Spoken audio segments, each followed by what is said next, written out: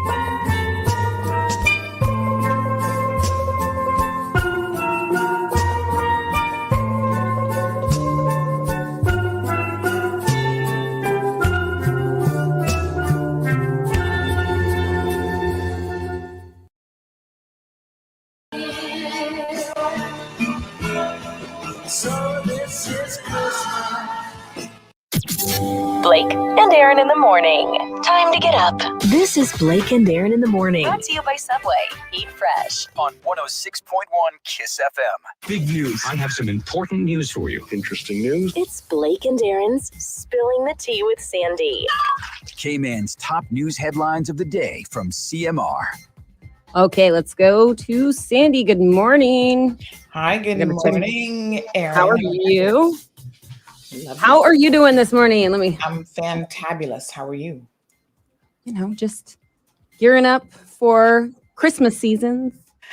I know. Christmas party after Christmas party. And I do got to say, so we have DMS's Christmas party this Saturday night. Oh, nice. Yeah, so it's outside, obviously, it, and it's all the company together. And they actually have, let me see what the email is. It was like, they have a nurse administering lateral flow tests on site beginning at the beginning, so that everyone can kind of be. I think that is a really, like just another level of. Yeah. You know what? To be honest, I think a lot of people are going to be doing that this year because we've even been invited to like kids parties where they are, like, can you lateral flow test before you come?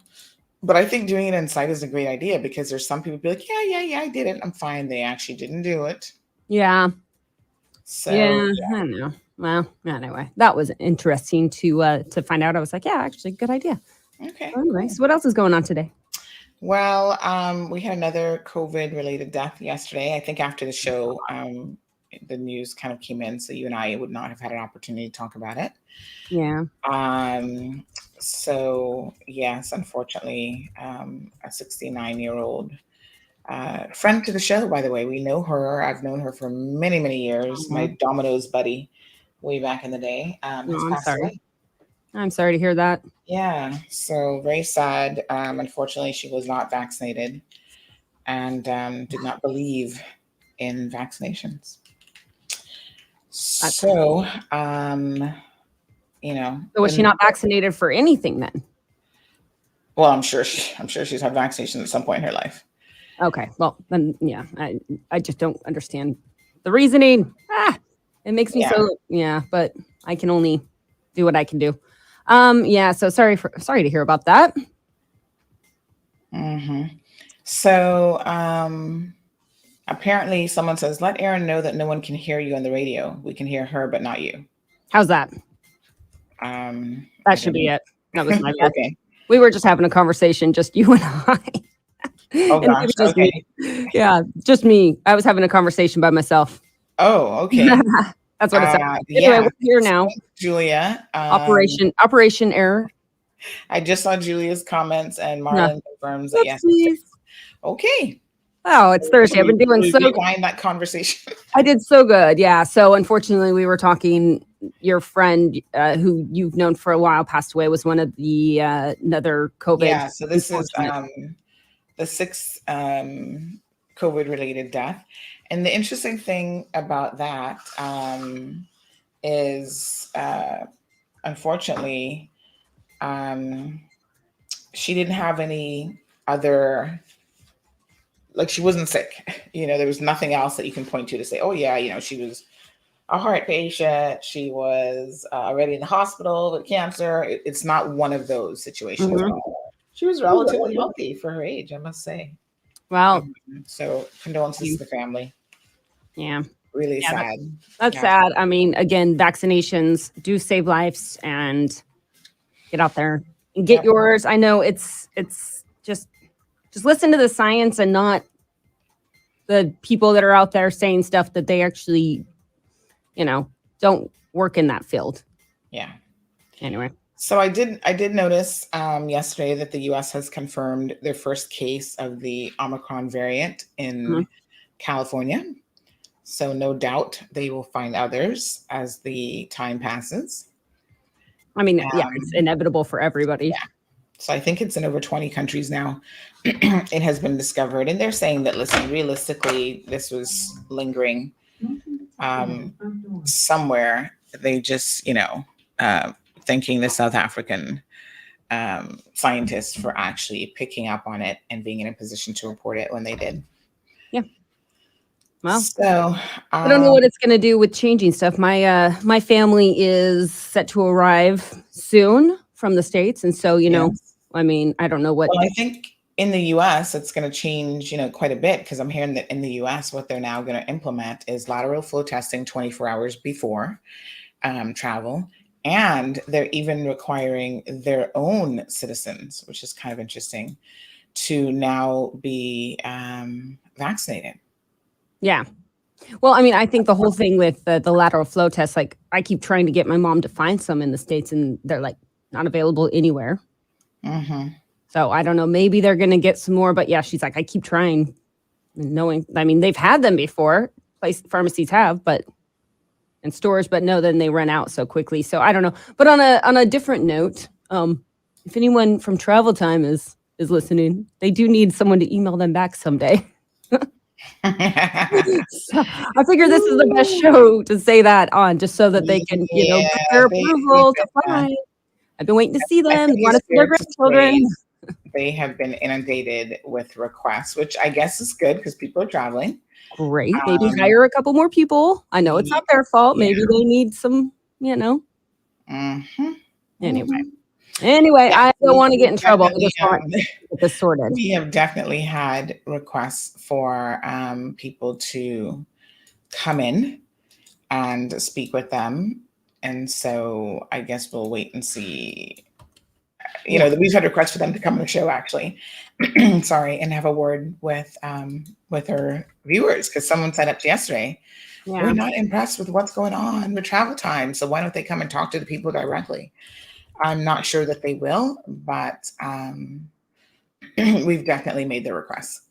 Yeah. Well, I mean, maybe they're busy and that's why they can't. I mean, obviously, but still, I'm just going to say maybe hire a couple more people to help out. Yeah. They need to figure it out quickly. Just because people are traveling, and like my parents, they'll be flying out of not where they're from. So they're going to be staying with my sister who, if don't they have to print off documents and do certain things? Like they don't have any documents. They don't know what's going on, and they're heading off soon. So anyway, just putting that out there. So you can contact me and I'll help you. And I'll, if anyone's out there listening, call me 943-1061. Yes, of course, on the political front, yesterday we did have Mr. Seymour make his official move, and he is now a PAC member. So the governor, there's actually requirements, documents that have to be signed, especially since he's a parliamentary secretary.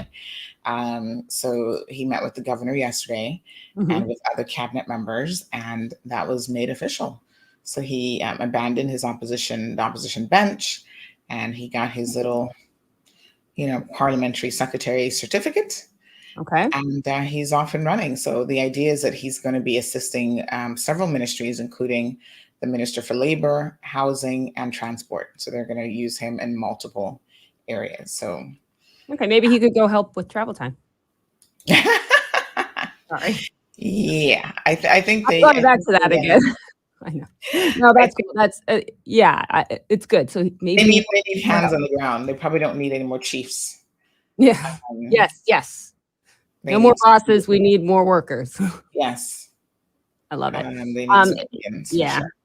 All right. Well, again, 943-1061. If anyone has, works at Travel Time, wants to give me a call. Okay. Yes. So congratulations to a few of the Cayman swimmers who are on their way to the United Arab Emirates to compete in the short course World Champions from the 16th of December through the 21st. So 15-year-old James Allison, we've got college junior Liam Henry, we have Allison Jackson, Lauren Hugh, and yes, those are the 4 young people who are off to represent the Cayman Islands. As a 4-team squad, along with technical director Jackie Pellerin and coach Darren Mew. And, congrats to them and good luck. So they'll be swimming, and they've represented different aquatic clubs here in the Cayman Islands, including the Cayman Bay Aquatic Club and the Stingray Swim Club. Ah, well, that's awesome. Yeah, so we always have, I feel like we have decent swimmers, like they're really good. They perform really well. There's been the Fraser brothers who have done extremely well on the international front. So yeah, I think it's fantastic. Yeah. Well, that's cool. And great. Yeah. My kids love to swim. And so hopefully they'll get involved in that when they get a little bit older. Swimmers. Yeah, they're little fish. Anyway. Yeah. So yeah, we're not quite sure yet how well of a swimmer she'll be, but she loves the water. So I think that's the first thing, is if you have a love of the water, then you don't mind jumping in the pool or jumping in the ocean every day. So yeah. Absolutely. She really enjoys swimming. So she's still learning, she's only 5. So yeah, fun times. Absolutely. In terms of the travel procedure, your viewers or your listeners may want to know that there is a new isolation letter request form. So please check out the website for that request form. It has changed and it's available online. Okay. So this is basically for people who are in isolation, and they need a letter because, they're mandated to isolate because of a particular COVID, primary contact or COVID case. But they're not being checked on. So this is what that paper is for. Yes. Okay. So if they need proof of isolation, right, because of their positive status, then they can request a letter through this new process. And they have updated the URL, the link, and everything. So I would invite people to just make sure that they're aware of that procedure, because sometimes people need it for their employers. That you need a release letter to be able to go back to work. So just make sure that you're following the correct procedures, folks. All right. Good news. All right. Thank All you. right, Erin, thank you so much. Yep, Have we've a got good astrologer day. Dawn next, so we're gonna do that, and then tomorrow, and so we'll see you back tomorrow on the Friday show. There's no obviously throwbacks anymore. We're back Christmas. Yeah, throwback Christmas. It seems like it all is that, anyways. I've got some Nat King Cole coming up for tomorrow. No, Oh, nice. but anyway. Christmas classics. All right, guys. I'll see you guys tomorrow. Thanks, Erin. Have a good one. You too. Bye. All right, folks. Good morning. Good morning to our beautiful listeners. Thank you, astute listeners, by the way, for being on the ball. You're like, hold on a second. We can't hear her. Where is she? Yeah, so that's good. I'm fixing something for the travel time people. I feel like they need a little bit of help with a press release. So I'm going to change this up just a tad. So good morning to the beautiful Diamond Princess Sapphire. Good morning, Marshall. Larry's joining us from New York. Olivia's here. Chantel is here. Good morning, Miss Joy from Richmond, Texas.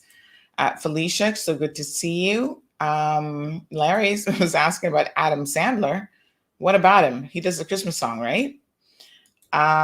So thank you very much, Julia, for alerting us. And thank you, Marlon, as well, for alerting us that that nobody on the radio could hear me.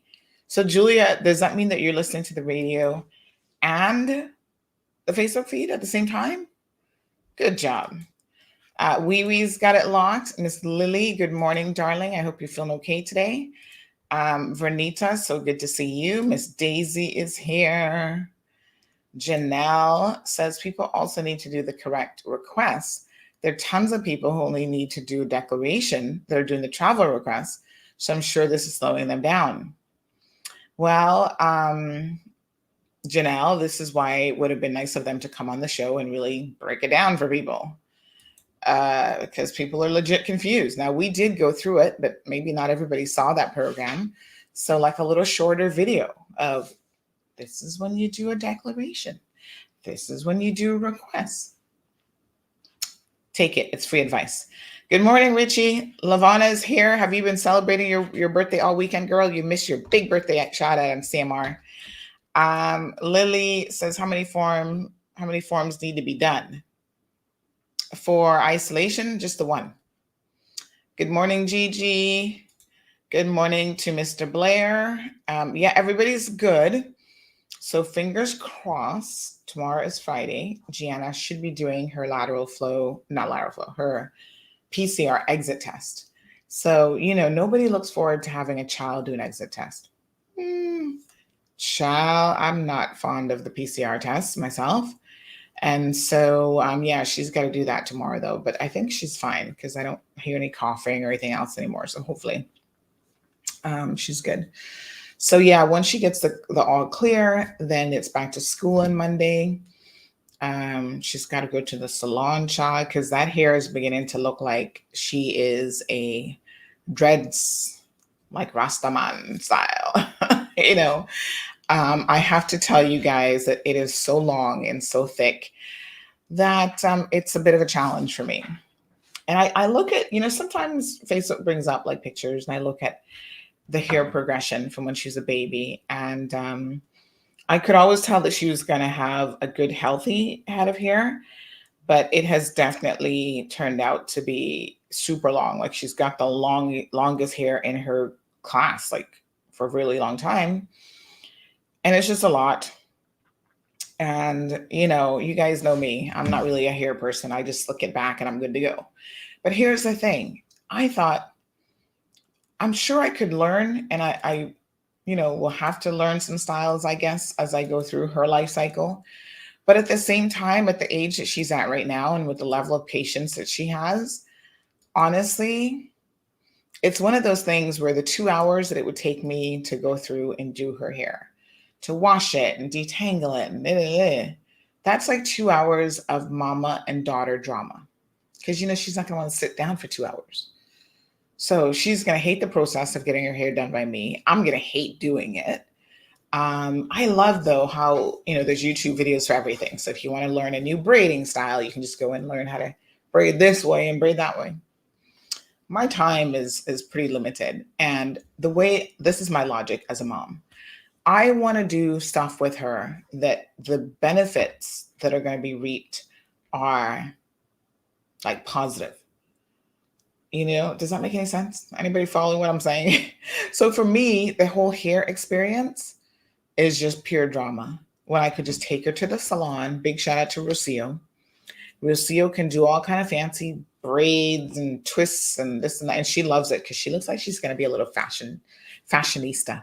So she enjoys dressing up. Oh God, yesterday she had on her little, I don't even know if they're still in my office, but these little clickety plastic heels. And she'll go and put on a jacket and she's going to accessorize and layer clothing. And can I put a bow here? And like, she's really a child that enjoys her dress up time. And heaven forbid she sees any makeup out. She's like grabbing lipsticks and putting on. I was like, child, you can't do that. In fact, yesterday, I've told you guys I've been cleaning out since this weekend. It's a slow process and I'm still working and cleaning out drawers and throwing stuff out. But sometimes I come across a particular like little makeup kit and whatever. And I'm like, oh, I want to reorder this. Mind you, I really don't wear makeup often, so I don't know why bother. But you want to have it in case you need it. So but makeup is so old and things expire. Listen, I'm finding medications from 2015 that I needed to throw out that have expired. So things expire, folks. Check your medications. Not just food expires, medications, ointments, even sunscreen. I came across expired sunscreen and it occurred to me, do I keep it or do I throw it away? And I said, well, I don't know what expired sunscreen does. Is it less effective as sunscreen, so it doesn't really work at all? Or is it a possibility that the ingredients could actually break down and make you have some sort of an allergic reaction? So I'm not about taking a chance, child. So I just threw it away. So I've been doing a lot of cleaning out. So I came across some makeup, eyeshadows and whatever that I needed to throw out. And instead of immediately throwing them out, I put them on a desk because I wanted to scan the barcode and reorder them on Amazon. Well, honey child, Miss Gigi came and found them. And next thing I know, she's got like all kind of, she doesn't know what everything is for, obviously.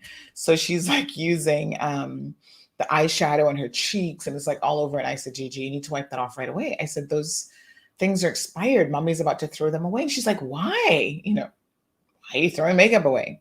And so I had to explain to her that it's expired, which means it's no longer any good. And so it's a possibility that there could even be bacteria in the makeup. It could make your skin break out.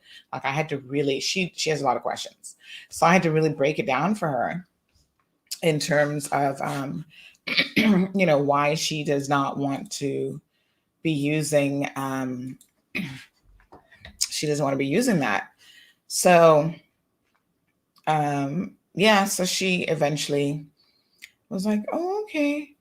And then I showed her how I scanned the barcode. She was so excited. Scan this one, mommy, scan this one. She's all into Amazon, by the way. Can you order on Amazon? And I'm like, oh, Lord. Seriously. So yeah, interesting times.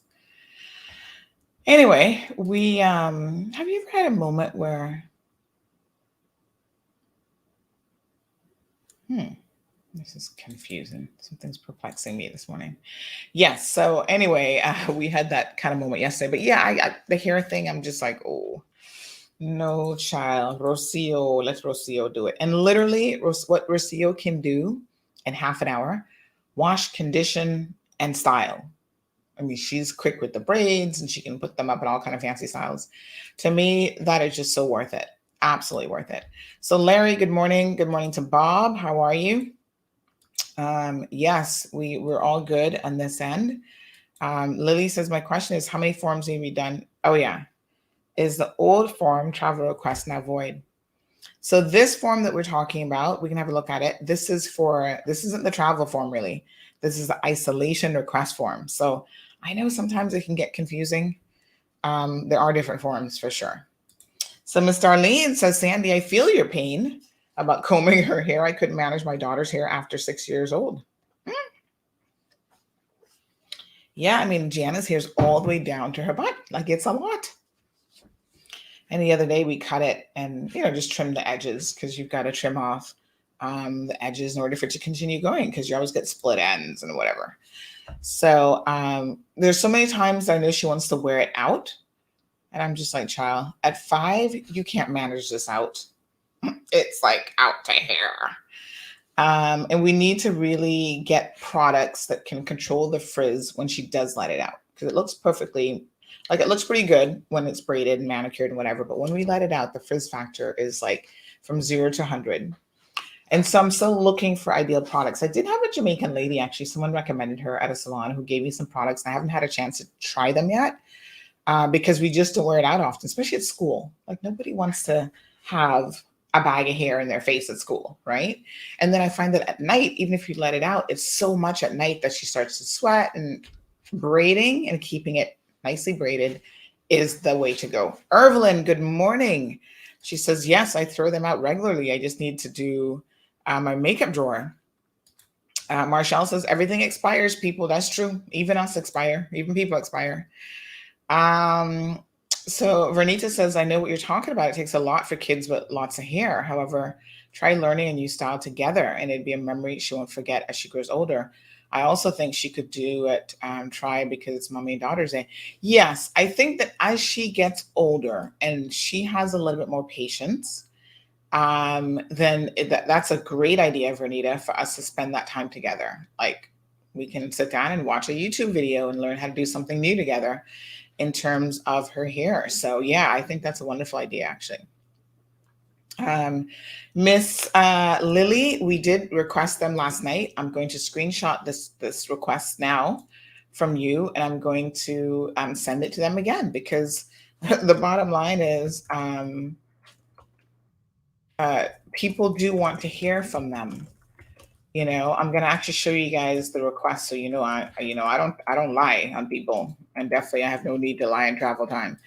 But this was a request that I received last night. I mean, have a look at this. People want them to come on the show, and they're a government agency, so I'm not sure why they wouldn't come on. But I think it would be an opportunity for them. So this one says, any chance you could get the head of travel came out on CMR to address a plethora of complaints with their handling of applications. I think they should address the many criticisms. So, I will certainly ask. As I said to that individual, I will ask. Can't do more than ask. I can't compel them to come on. But I think it would be, in their best interest to support the community. If the community is saying, hello, we're over here, we'd like you to come on the show, then by all means, I think that's a fantastic idea. So check the website for the isolation letter. I'll put the link in here in case you do need it. We can certainly help you guys out with that request this morning. All right. So listen, good morning, James. He's watching from Canada. So good to see you. Bob says he's doing well. So last week or the week before, we were talking about how some of you were complaining. I know Siobhan for sure was on here complaining about the garbage crew and how they have not really been doing the best job as of late. And I must say that I personally don't have too many complaints, but given the number of complaints from you all, I thought, yeah, something is going on. So I didn't know if it was the holiday, but they were kind of behind. And so they were leaving stuff behind as a result. And so, our garbage pickup day in the Savannah, Newlands, North Sound Estates area is Thursday morning. So basically early this morning. So lo and behold, I got up this morning and, we always go through the entire house and we pick up all of the garbage. So normally we have a cleaning lady, or I don't like calling them helpers, but everybody in Cayman calls them helpers. She comes on Thursdays is her usual day. So occasionally she'll do like a Wednesday if something's going on with her. She knows that she can switch it up a little bit, but Thursdays is normally her day. So we go through, although she will now come today and clean and refresh the bins and whatever, we go through and take out all the bags from every room. So every room has a little miniature bin. And then we put them in the big bag and bag it up and put it out by the curb. We actually have a little garbage thing, right? The only thing is I keep telling my husband, we only have one of the big bins in there. And I feel like we need two, not one. So we need to do something about that. But anyway, that's another house project, child. The house projects just keep growing by the day. So I'm going to talk about home ownership in a second, because I want y'all to know it ain't easy being a homeowner. So this morning I got up and my husband went outside, and he's actually going to switch cars today. So he's taking my car because I haven't been anywhere all week. Like I literally haven't left the house all week. So, we need to take the car seat for the baby, to get it cleaned. So we have two car seats, one in his car and one in my car, because honestly, we only have the one child, right? He drops her off in the morning. This is our routine. And I pick her up most days. So to constantly switch car seats is like, so he has one in his car and I have one in my car. Now they both get dirty, and babies and kids sit in those car seats, and trust me, they're eating, it's germified, it's all kind of stuff going on there. Like if you take those out and you start shaking them, you'd be surprised what shaking out of the car seat. So every so often, every couple months, we take it and get it professionally cleaned, right? And there's spots on there that we know will never come out, to be honest. But anyway, he was saying to me the other day, oh, my wipes are finished. He said to me the other day, Sandy, since you're home this week, let's take them in, because then they need a couple of days to dry. And I was like, oh yeah, that's a great idea. I tried doing it in last week, Friday, and then it didn't work out. So anyway, I go outside and said, honey, you take it today, whatever. Lo and behold, what do I see on the outside of my house? Look at this. Now, remember y'all were complaining how they were taking some bags and leaving some others? Mm-hmm. They hadn't done it to me before. So I don't know why they're doing it to me today. But this is exactly what I found this morning. So they literally have left one bag. Tell me what sense this makes. Like, surely, like I said, we only have the one bin. So I think my husband said that what he did was he actually put them on top of the bin. So they did not even have to lift the bin, folks, and like pull it up and throw it. They just had to grab the bags that were on top. And this is what they did. They took one bag and left the other just thrown on the grass. Yes. So I can now say that I have experienced firsthand what the garbage crew is doing. What sense does this make? You only had enough room for the other. I don't even know how many bags we had in total, but you mean to tell me that you took, maybe it was two other bags. You're going to take two bags and leave one? What is this all about, folks? Is there a mandate from management that you can't take everybody's garbage, so you leave one piece behind, and then you don't even leave it in the garbage bin? As you can see, the bin is right there. That's the enclosure thing with the bin, right? They don't even leave it in the bin. They just leave it on the grass. Now, if we had dogs roaming in the neighborhood this morning, they would have gone, tore open the bag, and then we'd have rats and roaches and all kind of stuff being attracted to my yard because I've got garbage thrown all over the place. DEH, come back and get the bag. Like, seriously? I don't know how far up Lower Valley y'all have gone, but can somebody please come back and pick up my bag? These are the little things, quality control, that really annoys the heck out of people. Now, we no longer pay a garbage fee in the Cayman Islands. I don't know why they got rid of that, because I think, we have to support, Even if it's $100 a year, I don't necessarily in principle have an issue paying a garbage fee. But I think what was happening is nobody was paying it anyway. So they just abandoned it because it was more of a headache trying to chase people for payment and have the administration in place, the administrative processes in place, which just weren't working in any event. And you're paying staff to do that. And you were just, as the old people say, you're chasing good money, chasing bad money or whatever, right? So it just doesn't make any sense. Here, Senior Johan. He says, who will be accountable for this mess that undermines the entire process and hard work of multiple agencies and hundreds of employees? Excuses are not good enough. Ay. Buenos dias, Ms. Alba. Civil servants at the top and senior management must be held accountable, not just rank and file civil servants. Well, nobody's held accountable, Johan. So I don't know what you're talking about, these rank and file civil servants. When was the last time as civil servant, that was held accountable for anything that they did? Well, I mean, if they steal or whatever, then they're going to take them to court. That's an extreme case. But other than that, look at that garbage bin. Do you think anyone's going to call up the drivers on this route today and be like, why are you leaving bags behind? We've had multiple complaints over the last couple of weeks. So I don't know, Johan. I think the civil service is a different monster altogether, but we can only hope. He says that's what accountability is supposed to look like, especially when you're seeking to reopen the country. Well, it's not just, even reopening the country. It's like everything we do. Johan sound like he in the mood this morning, though. Who messed with Johan this morning? Seriously, Johan, give us a call. Don't forget, folks, you can call into the program at any time. Where's Jared? I love when Jared calls in. Ooh, honey child, Jared, be on it. So, yes, call in. No filters. Filters allowed. Real information, no filters allowed. Judging number one is showing the island today.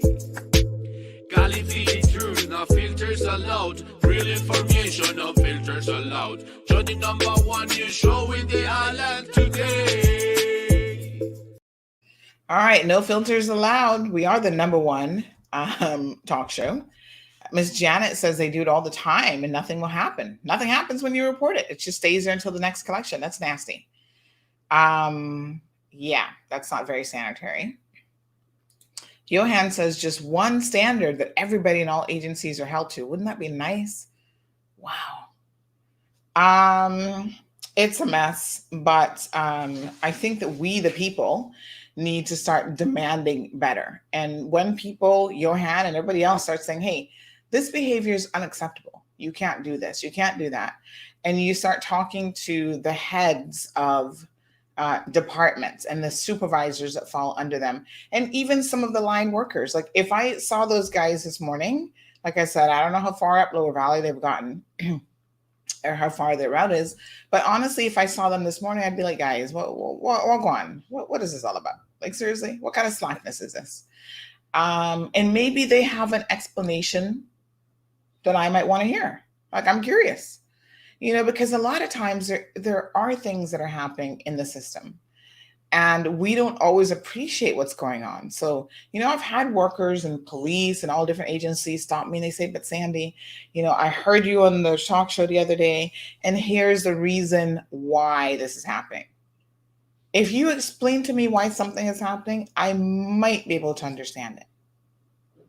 Give me the why, give me the logic, and then we can see how we can fix the situation. I believe in, listen, give people an opportunity, right? So Jean Scott, Jean Scott, I think it might be, or Jean Scott. How are you? We going to pronounce it? We're going to give it the French twist. Says if you're vaccinated in Cayman, you still have to get a travel time declaration. So with all the people going away for Christmas, I'm sure that's slowing things down for tourists. Well, here's the thing. I put in a FOI request. Listen, sometimes media ask questions. They don't need to be an FOI request. You can just answer the question. But you know why they like the FOI system? Because they can take their sweet time, because that gives them 30 days to then try to get you the answer. Here's a perfect example. I sent UCCI a question, And it's a media question, right? How many students do you currently have enrolled? Oh, thank you for your FOI request. By law, we've got 30 days, so we'll be in touch. Why? Does it really take 30 days for you to know how many students you have enrolled? That should be one report out of your, no doubt, overpriced and overcomplicated system. Ooh, look at who's up this morning. Good morning, Miss Gigi. Mm-hmm. So, can you close the door for me, please? Do you have your iPad?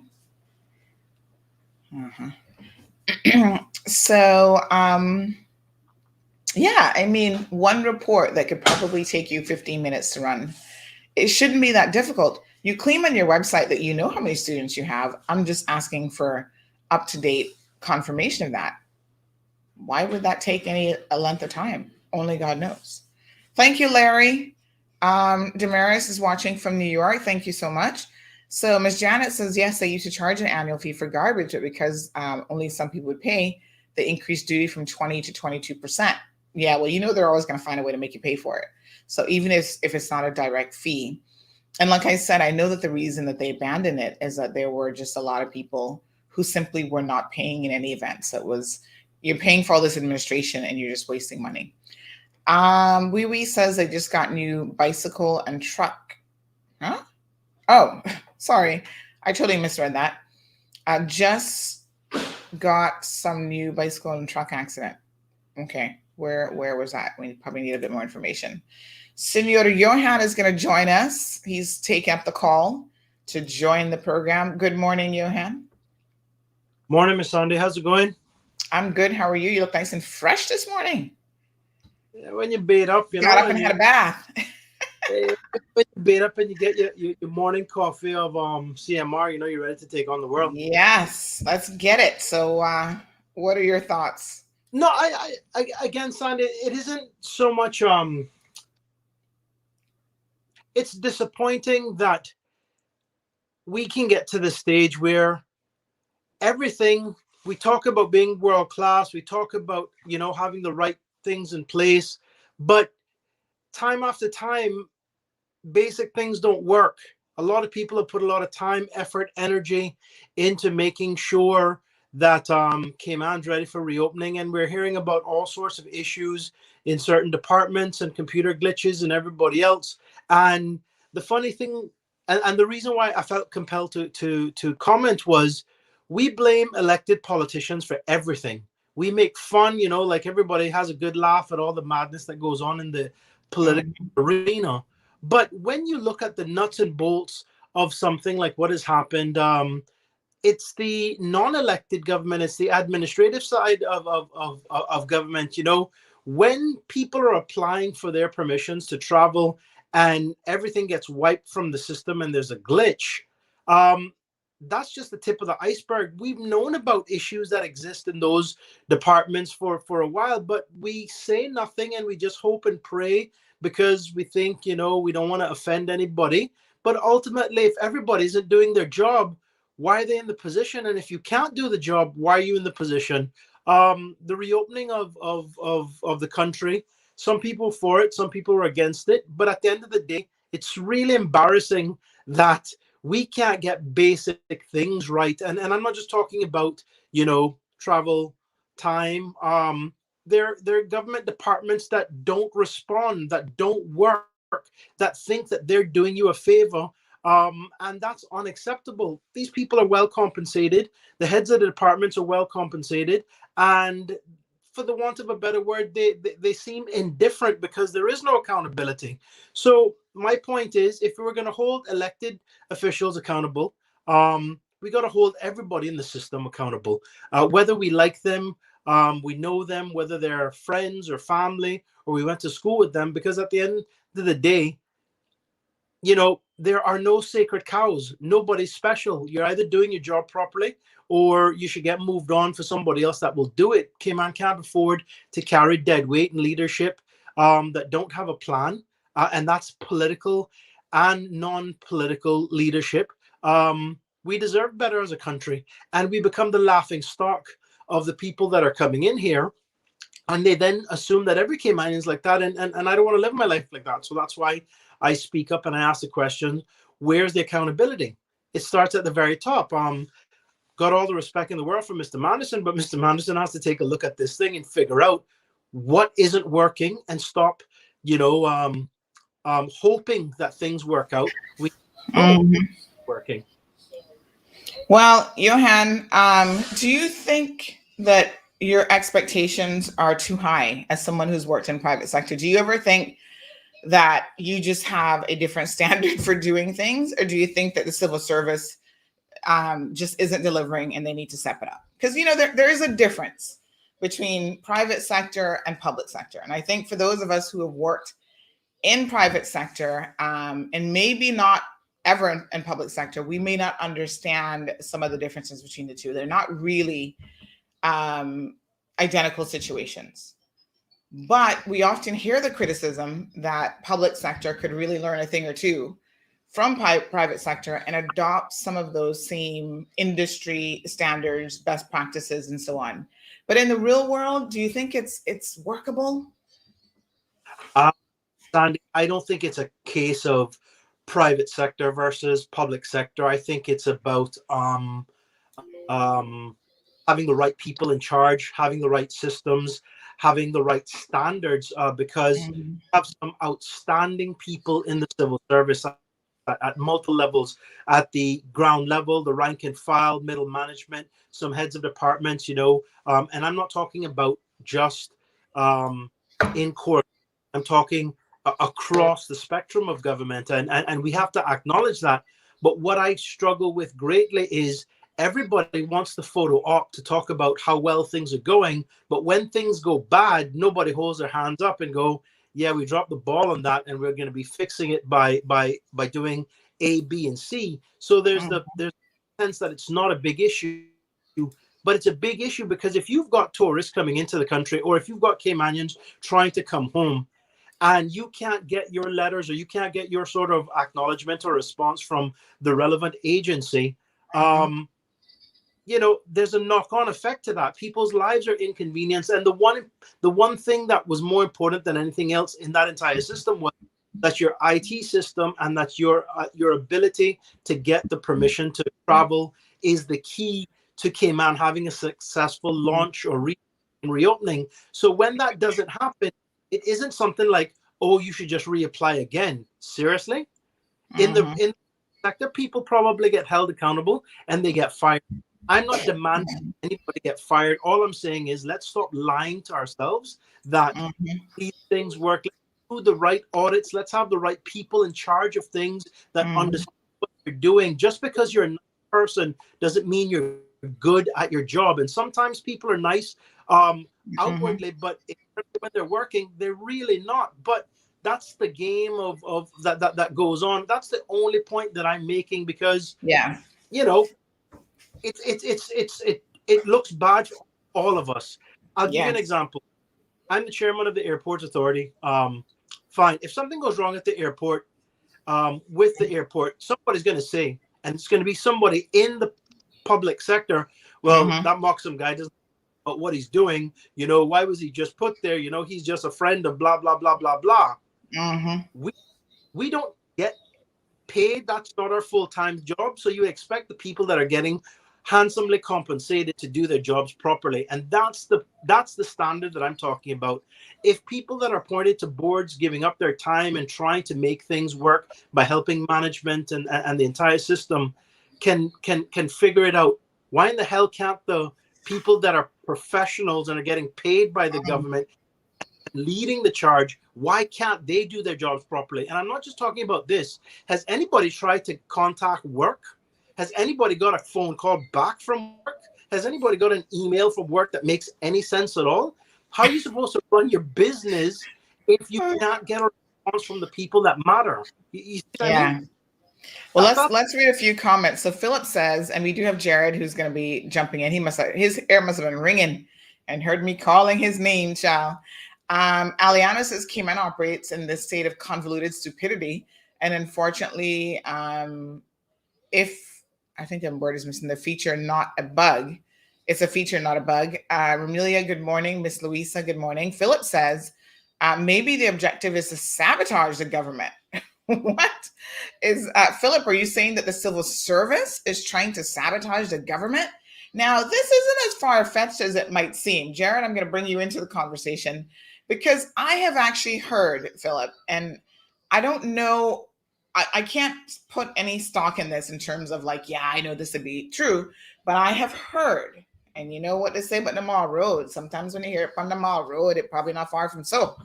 I have heard that there are people in the civil service who are, for example, big-time PPM supporters. So they would not want the government to look good, this current government, the current administration, to look good. So there is that question of, are they purposely failing and not doing a good job to try to make a particular political group of individuals look bad? Now, I can't for the world of me, and you guys have to tell me if I'm just being naive here, I don't see where ultimately that makes any sense, because people, this is our lives on the line, especially with the whole reopening and COVID situation, right? If the hospital is dysfunctional, people are losing their lives unnecessarily. People are losing money in this country unnecessarily. Like, to me, party politics couldn't be that important to anybody in this country where they would jeopardize everything that we have at stake in this country just because you prefer the progressives or you up Alden's behind or whatever the situation may be, right? Like, to me, that just seems illogical and it's hard to process. But I do have people telling me, as Philip is suggesting here, that maybe that's a real possibility. Now, Nicholas says, thank you, Johan, double clap. Our MPs can't be blamed for everything. And I've said it here on this program before. In fact, the MPs, I don't want to say they do very little because they set policy, they're setting the budget and all this sort of stuff, right? So they're the driving force at a higher level. But when it comes to execution, that comes down to their chief officers. And a lot of times the chief officers are, in fact, are the ones who are making recommendations on this is what the policy should be. This is what the position should be. And then the government ministers who've been elected are simply there to say, oh yeah, okay, this is what we're going to do. Let's get it done. And they make the announcements. They do the ribbon cutting. But in most cases, it's not even about it being their idea or, their design implementation from A to Z isn't about them. It rolls right back to the civil service. So Nicholas makes a good point. Can they really be blamed, as Nicholas and Johan have said, for the actual execution of things when they're not the ones who are executing it? And here's another question. Magdalene says it is the employees and the world-class civil service, and she puts that in quotations. I think poor Franz Manderson might rue the day that he came up with that term of world-class civil service. But at the end of the day, he is really feeling, I mean, people make fun of that term quite a bit because they've not really lived up to this world-class civil service mentality, or not even mentality, but mantra, I guess. Sari says that's the issue. We're afraid to offend people. Magdalene says, preach it, Johan. And Natasha says we need to start calling out slackers in the civil service. Lord have mercy. Jared? At the end of the day, I think we do have a world-class civil service. In my opinion, if everybody meets the benchmark, that is to be determined. We have to bear in mind that chief officers follow the directives of, in my opinion, politicians. So more or less, if you've seen a chief officer going down a certain line, it is usually because there's some indicator from the minister to do so or to give advice there too. I'm proud of the civil service.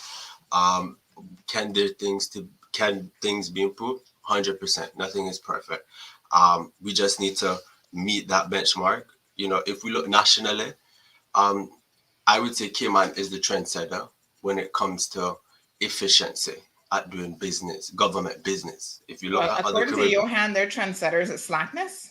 No, well, just let me jump in for 1 second. And Jared, I fully respect your opinion and your view, but I'm going to say this. There are three political parties in the Cayman Islands. There's the progressives, There's, I guess you would say PAC now because they're the government, but there's the non-elected government and the management of the civil service. The civil service is a highly politicized organization. People are voted, people are let go subject to the political will and feel of the leaders of the day. I'm going to give you an example. We have senior managers, senior persons in the civil service, in the statutory authorities. They're political appointees. They are loyalists to a political personality or to a political party. That's just the way it is. And we got to stop pretending that there's a meritocracy that goes on within the civil service. The intention might be there, but the practical reality is it's all about who you know, who your daddy is, the organizations that you're a part of, and so on and so forth. Because the civil service are quick to fire rank and file civil servants at the bottom, in the middle, but the guys and the gals at the very top that are costing the country millions of dollars because of their ineptitude, because of their negligence, because of their poor management of their portfolios, they don't get smack on the wrist. They get a pass, and we're told that they're shining examples of a positive civil service. Let me say this. If you are a chief officer and you do not have a degree, if you're a chief officer and you don't have the basic criteria that is expected of you, how did you get that job? You got that job because of politics, favoritism, and somebody looking out for you. Know that to be the case.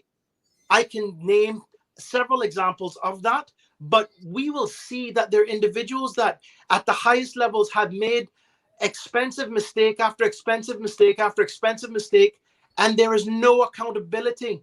There are Auditor General reports that are written that speak to breaches of several sort of regulations and constitutional sort of issues, and we now have to wait and see what will come out from that. My point is, if you can hold the little man at the bottom accountable, why can't you hold the guy at the top or the woman at the top accountable? And not all chief officers are created equal. There are some people that are in those senior positions because of politics. There are chief officers and heads of departments and deputy heads of departments that have their jobs now because of their political alignment to parties and personalities. There are people that are seen in senior positions now that are loyalists for the opposition, progressives, the PPM, that go out of their way, and hear me out, hear me clearly.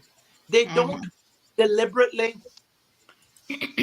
up, but they're working at a 30% capacity and they're taking home 100% of the pay. That is the reality. Anybody, hold on one second. If anybody is or frustrated at what I just said, I can give you multiple examples because it happens in portfolios, several departments all the way through, and it's not fair, it's not right, and every Caymanian is shortchanged by that double standard where we don't like Sandra, but we like Jared, so Jared gets the job, and Sandra, you just never qualified, so on and so forth. Yeah, and you know what I would say to that, Mr. Johan, it personally, from my opinion, we wouldn't be perpetuating anything different from successive administrations. From my standpoint, the question is, has their way of thinking have to change? I am here to speak to the budget in particular, what the discussions have been surrounded that. In terms of the side effects and symptoms of politics, I don't personally engage in, simply because it'll just be a back and forth. And I know that. I know the frustrations that can come about, just simply because people have their emotions. Once you have human beings and they just don't like something or they gravitate towards something, that's naturally. So what we're seeing is the natural remnants of politics. And I'm sure you know that, and getting people on board usually takes a while.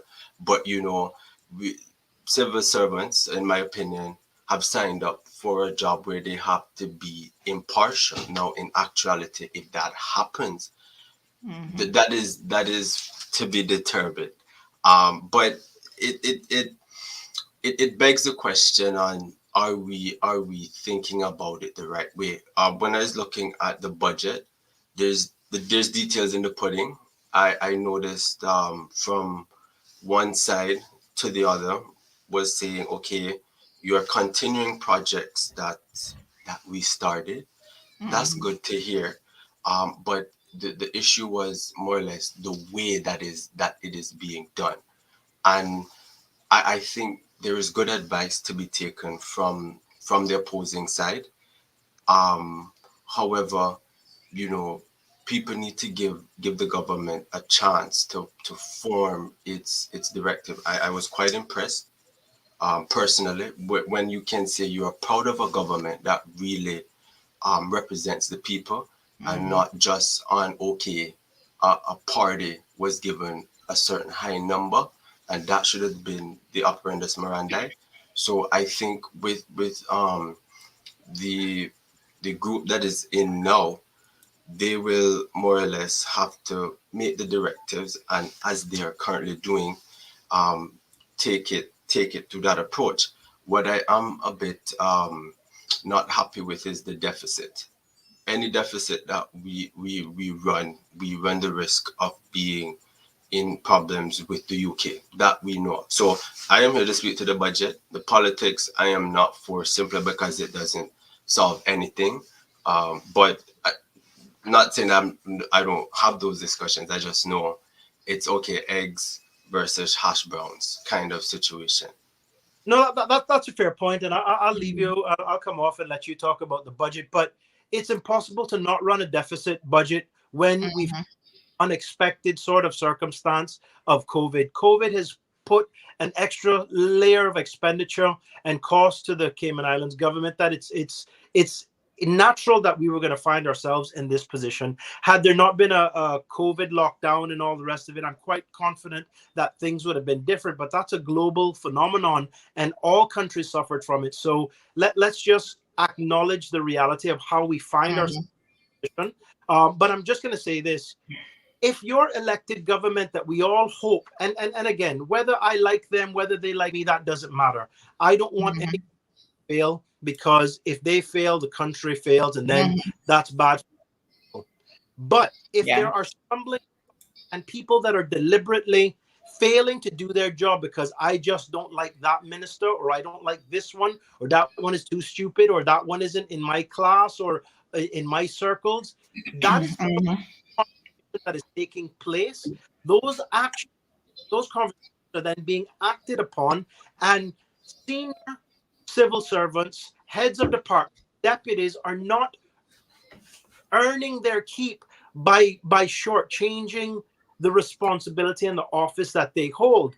There are senior civil servants that are taking information from the current administration and giving it to the opposition. I'm not asking you, I'm telling you. And all I'm saying is, if you're going to hold Sandra Catron accountable and Johan Moxham and Tom Jones accountable, how in the hell you can't hold a chief officer accountable? How in the hell you can't hold the people that run departments that are integral parts of getting the country reopened?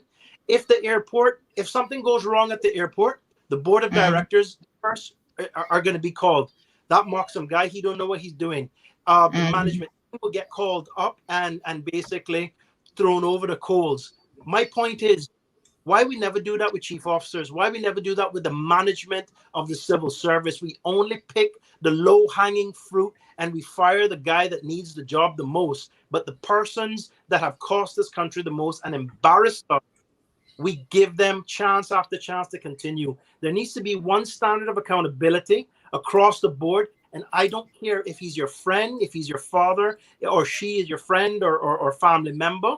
If they aren't doing their job and there's evidence of this, and there's evidence of negligence, incompetence, and malfeasance, then that needs to be acted upon. And Mr. Manderson and the governor, as the heads of the civil service, have to understand Cayman can afford no sacred cows. If you're not up to the job, move them out, find somebody else that'll do the job, because we can't afford to get this wrong in this precarious position that we find ourselves in. So that's all I wanted to say.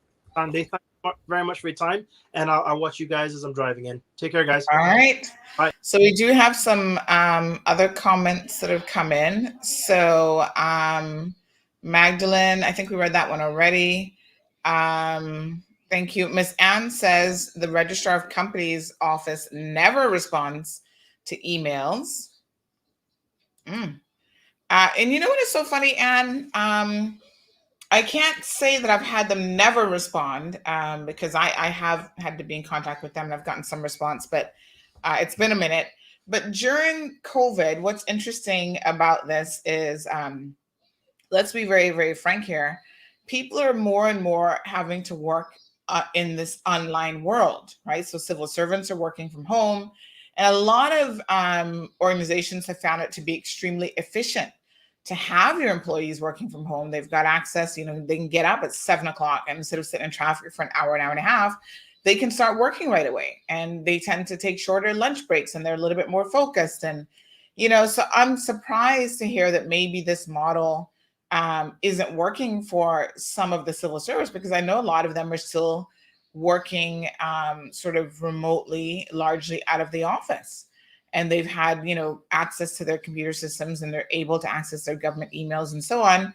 So I have to wonder, and just out of curiosity, what email address are you emailing? And maybe we can get to the bottom of why you're getting no response. Romelia says, how can you hold them accountable when you set meetings with them to discuss your issues and they cancel your appointment? Who specifically are we talking about? The civil servants or politicians, I guess? Natasha says, Philip is not far off. It explains why every time overseas a new government is formed, they request the staff resign or reshuffle them to another department.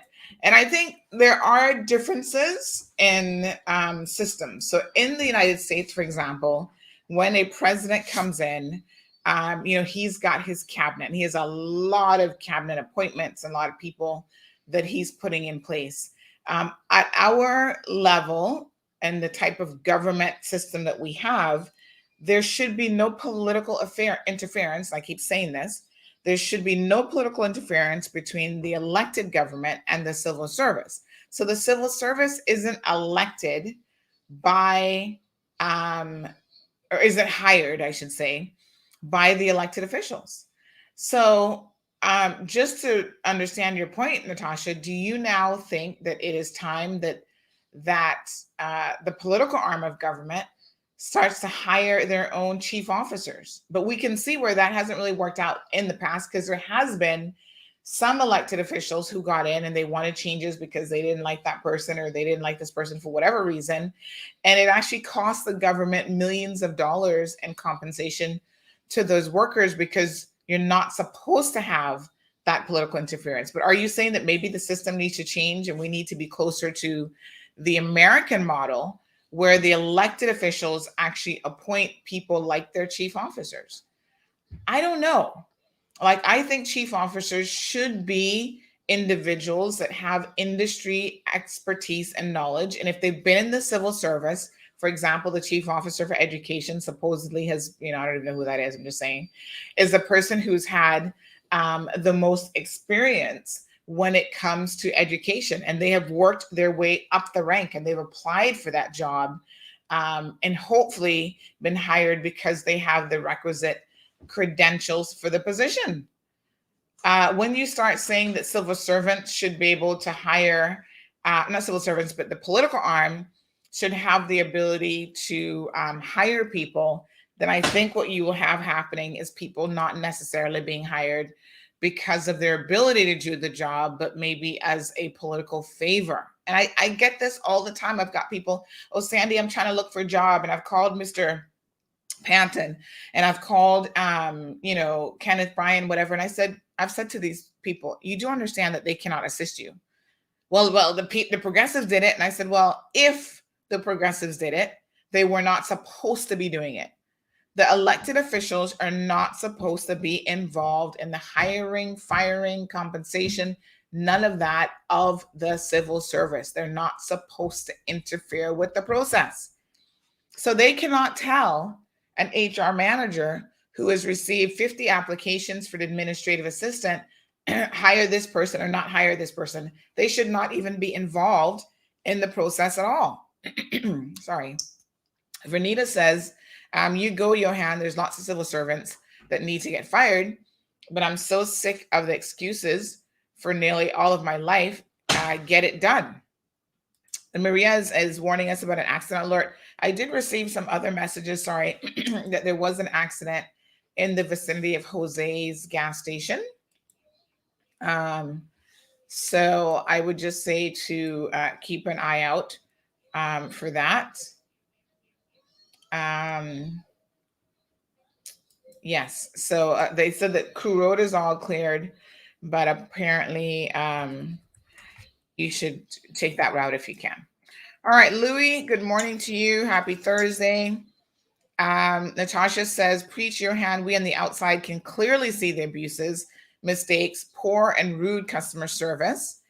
Magdalene says, remember that some chief officers were changed because of politics.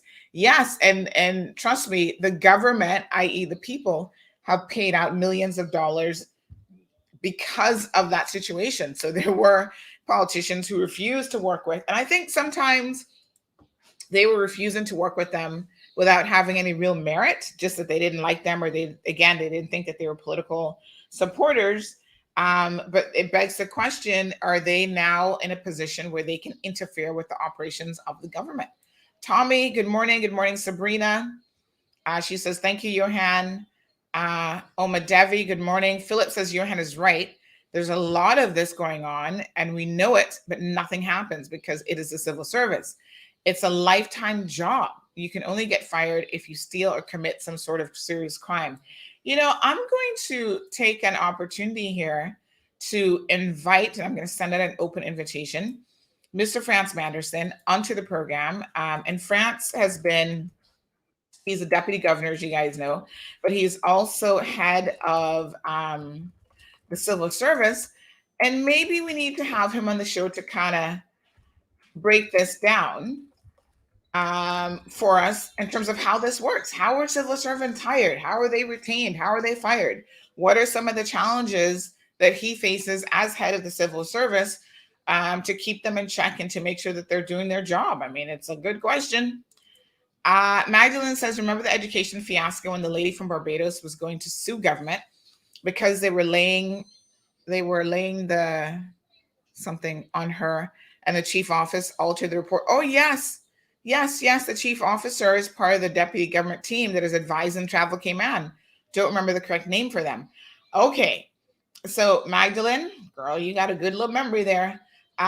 So yes, this was Mary Rodriguez. We've talked about this before. Years ago, there was an education report that came out, and it was discovered that we had paid probably hundreds of thousands of dollars for this education report. And it was a scathing report. It was saying how we are failing our children, folks. We're not doing a good job.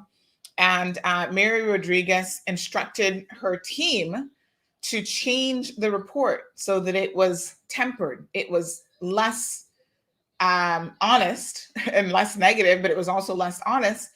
And when that came to light, she was simply transferred they moved her to do like the Jubilee celebrations or Queen's birthday, something it was.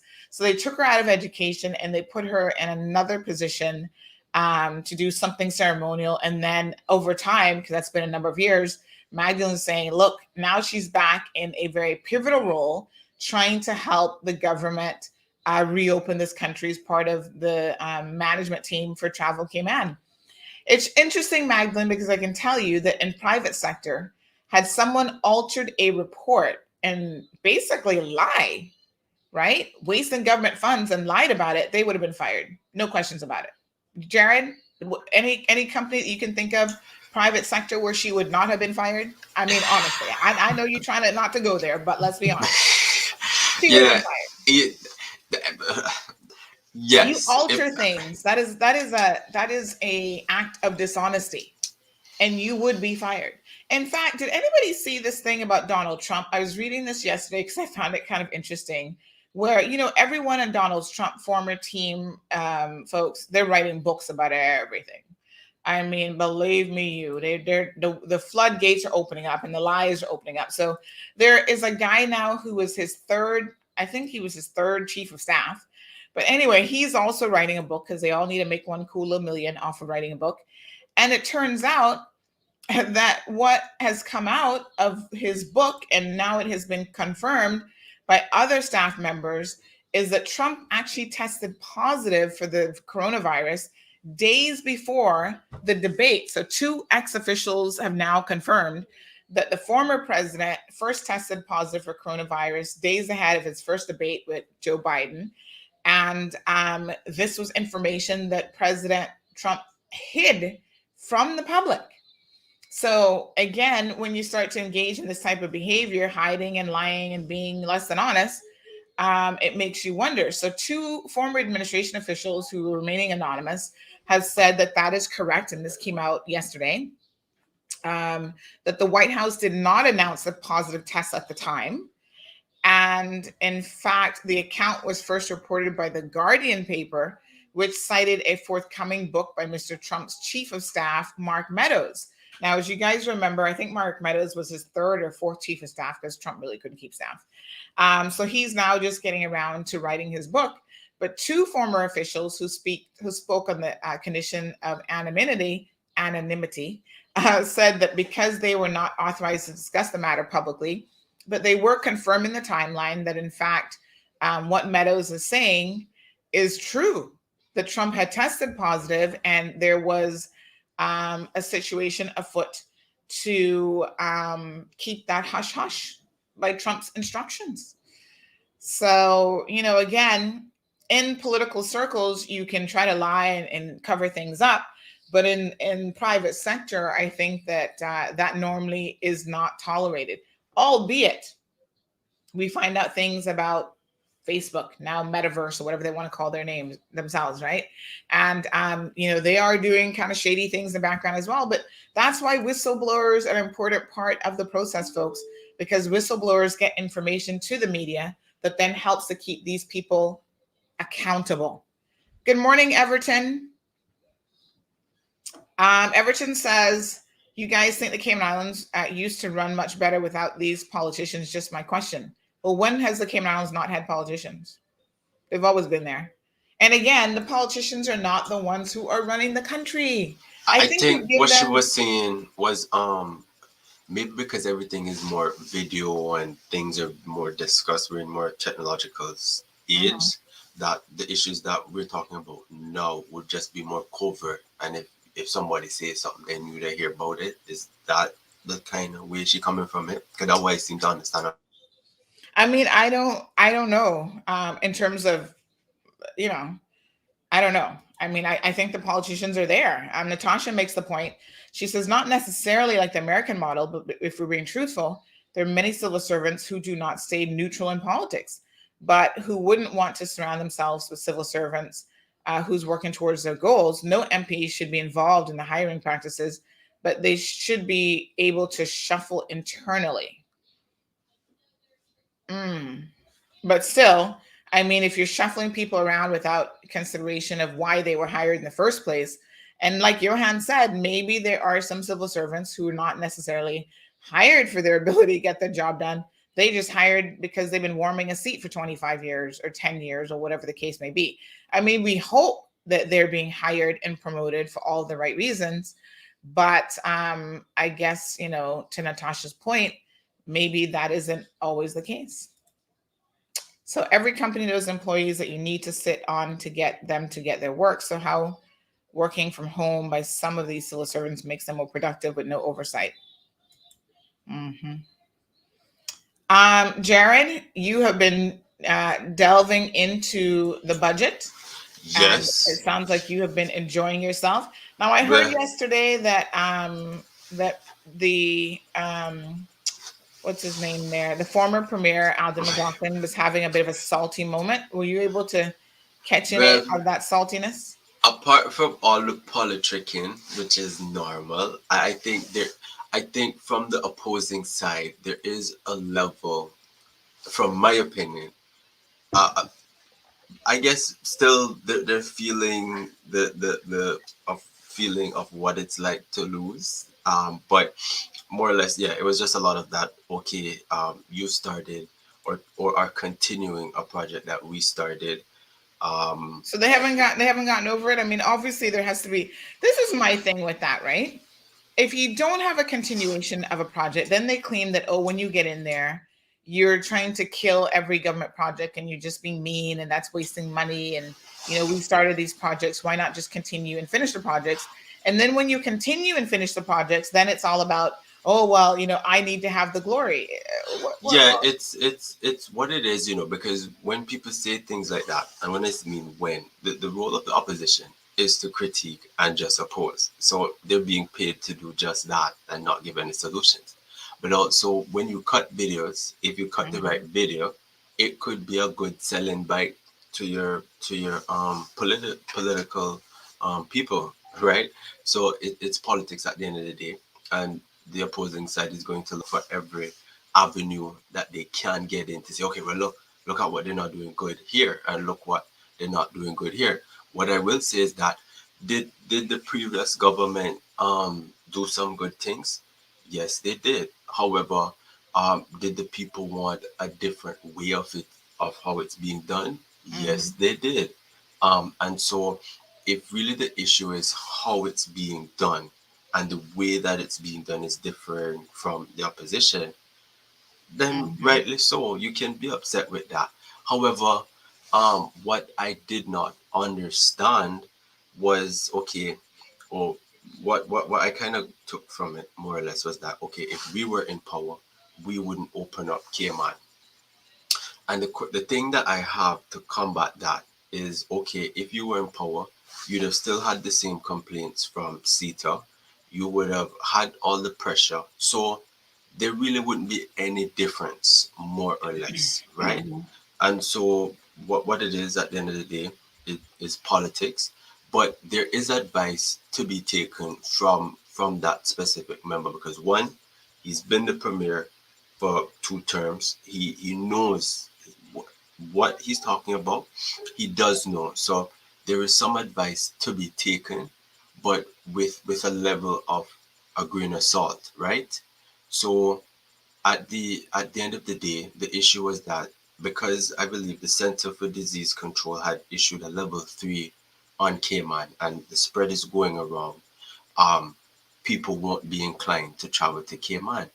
That is not, I would say, the case, because one, apart from visitors wanting to visit Cayman, you have Caymanians who want to visit Cayman, and under the restrictions, technically Caymanians could go to Cayman, but it would have to be on a repatriated flight, right? And if it had continued, the businesses would have still felt it. Now, what I did not understand or agree with was, okay, citing a website saying that CETA thinks that we don't have enough Caymanians. No, this is where you would go to the statistics office. This is where you go and get work. And the premier would probably have done this or started to say, okay, how many Caymanians do we have? Of those Caymanians, how many of them are unemployed? How many of them would like to work? Because I know there's at least over 20,000 Caymanians, and the amount of jobs that they said wouldn't be able to fill is under 600. Now, will there be specialist jobs that Caymanians can't do? Of course, but the back and forth was, okay, the immigration board isn't approving work permits and it's things like that. We have to understand the environment that we're in. One, we're in a pandemic. Two, things are going to take a while. But what I did take away from the opposing side is confidence is key. Now, the party that is in is exhibiting that confidence. We've seen the minister open up travel from our usual destinations. It is implying that level of confidence. So you see, when you look in the nitty-gritty details of the politics, which is what I was looking at, I would say the party that is in is doing the right things. And, based on their speeches, I know I'm going a bit all over the place. I was very proud of Deputy Speaker Wilkes, who said, there's this saying which says, the slogan where more or less it talks about, you have to tell a man to fish, right? They always say, okay, fish, you can fish. But they never really talk about, and I'm paraphrasing her words, you have to get a rod. You have to give the person the rod, train them with the rod to fish. And so when I was looking at the budget, I went to the youth services, but to see how much the cadet corps was getting, how much the youth services unit was getting, because it will indicate how best they're supporting the youth. Now, what I can say is that the deputy speaker is looking at working with people in the community to build and form that fishing rod. Now, they say if the opposing party didn't do that, they did try to do that, right? But we have to remember that party isn't in the time that this party is in, and I mean the PACT, right? So there was just a lot of, okay, you're starting a project that we started, we support it, but it's because we are not the ones doing it, we feel a way about it. So it's really, I wouldn't say it's petty, it's just politics at the end of the day. But more importantly, I just have to highlight, if Cayman wasn't open, the business would have felt it. And so with the former premier saying that, oh, if we would do it, we would keep it closed, but we have to keep funding those handouts. Cayman's government was strapped cash and is strapped cash. I would have loved to know when the money run out, what was gonna happen, because he said we have to pay our bills. But former premier, if we don't have no money coming in, how are you going to pay the bills? Let me ask you a question too, right? Social programs. Because I found this interesting.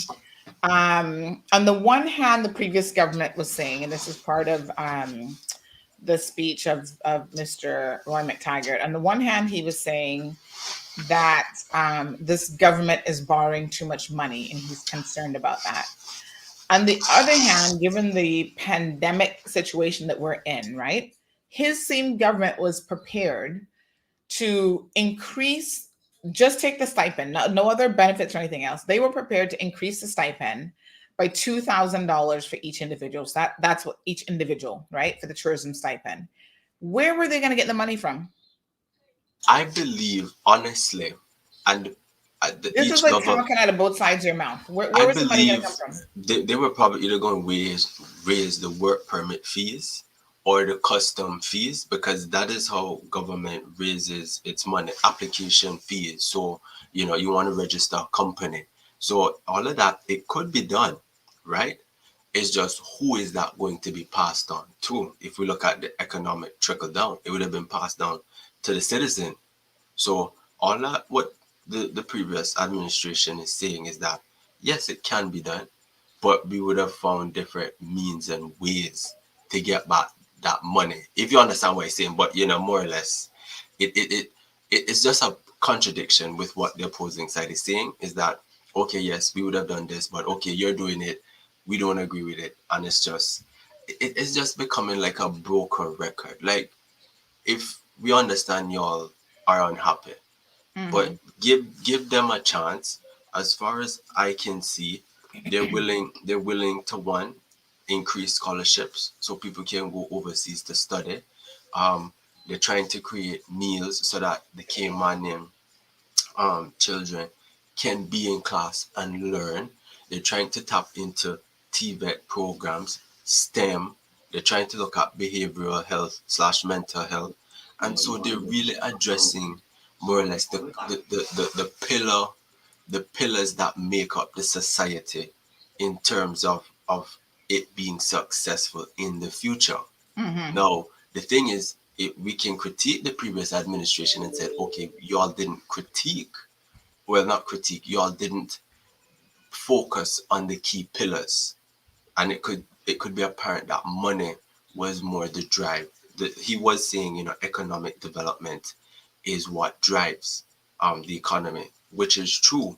But who you give it to, the way you give it to the person, how it's given, the interpretation result of it can mean different outcomes, because he did mention locals felt that they weren't getting a piece of the pie. Now, former premier, if your electorate people are not getting piece of the pie, something wrong with the pie you made, because you are then becoming dependent on other groups of people when you should be thinking about sustainability.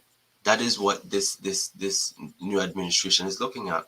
Sustainability. How can we sustain the longevity of Cayman? How can we sustain the future generations? What do we need to put in place? Right? So you can see the attitude is different with different administration. One wants to look at helping. I'm not saying the other didn't do that, but one wants to really look at, filling the holes, filling the gaps. Behavioral health and mental health in this climate of a pandemic has been strained. People's anxiety are up. People are working from home. Yes, we have a view of the civil service, but you have to bear in mind these people are working from home, right? And so they're in an environment where can we just say it all has been a bit too much since 2020, and we have to be patient with each other. I don't like the way how the politics is going on, where it's a blame game attitude, and because certain people cross the aisle, and we can say that they all are compassionate and energetic about the success of Cayman. That is for sure. But they need to learn that in order to pull Cayman through this, let's back up a little bit. Let's back up a little bit, Jared. Back to the whole concept of, okay, you're borrowing money to get your capital projects and other things done, right? At the same time, wasn't the previous government also committed to borrowing hundreds of millions of dollars to build a port that the people didn't want? Yes, but not only that. If we look at the school now, prior to their two-term back-to-back, before I believe 2009, there was a lot of that going on, and what that created with the recession that was looming was a problematic situation as well. So the thing is, as much as the former premier can say, borrow, don't borrow, he was just ready 8-10 months ago to get a line of credit. That is borrowing. That is borrowing. So, and Johan makes a good point. He said, what is the total value of all the concessions granted by the PPM-led administration from 2013 to 2021? So in the past 8 years, we have lost, we know of millions of dollars in concessions, but how much of that could have gone into the government coffers to help offset and alleviate the borrowing that now has to occur to finish a lot of their capital projects. And he goes on to say, how many secret deals or development agreements plus LCCLs have been granted under their leadership? I mean, we don't know. Kenneth Bryan is listening to the program. Good morning, Minister Bryan. He says, I'm well impressed with your guest today. Very intelligent young man. I'd love to be on the show with him in the future. Okay, thank you. Kofia, sorry, he says, I'm impressed too. Very intelligent. Louis says he's talented, and everyone and anyone who can't see that is blind. And this young man has to be given a chance to grow in good soil and supported by the community. Thanks, KB, for the recognition. And Johan says he's going to ask the same question of the UDP administration from 2009 to 2013. So more or less, all the administrations have been doing the same thing, but in a different way. And so when we're bringing up politics, it's okay, well, you did it that way, and you did it that way. But to the nitty-gritty finance, the Minister of Finance, there's going to be a lot of scrutiny on him, simply because what the other opposition has is that they have a leader of opposition who is in finance and knows numbers.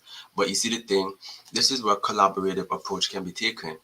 And, I think Chris Saunders, the Honorable Deputy Premier, has what it takes. He has worked at, notable companies, and so has the opposition leader. But this is the PACT's budget. It is what they want to do and what they want to direct. And so you have to, the opposition has to, they will have their say, but they won't have their way, as what the former honorable member of East End used to say, Arthur McClay. The opposition will have its say, but the government of the day will have its way. So the opposition needs to understand that. They need to, if they really want to get brownie points, they need to do their research, they need to scrutinize the debates, and they need to come prepared, as I see that they're doing yesterday. Boy, let me tell you something. If prepared was a thing, the opposition came prepared. But the debates and the speeches from the PCAT was succinct to their acronym of PACT. Now, just pause that 1 second, Jared, because somebody has sent a comment in on WhatsApp. They said in 2010, when the UDP government wanted to sell government assets to finance initiatives, the PPM wanted to borrow money to balance the budget. And they've actually provided an article from the Compass back in February of 2010, and it says PPM suggests more borrowing. And it goes on to say, what their budget approach was going to be and how they would be approaching the UK about borrowing some money. So, I mean, like you said, all governments have had to find money from somewhere or the other. There's two ways that you get money into government. You either tax the people heavily, or you borrow the money, and eventually, you got to figure out a way to pay that money back.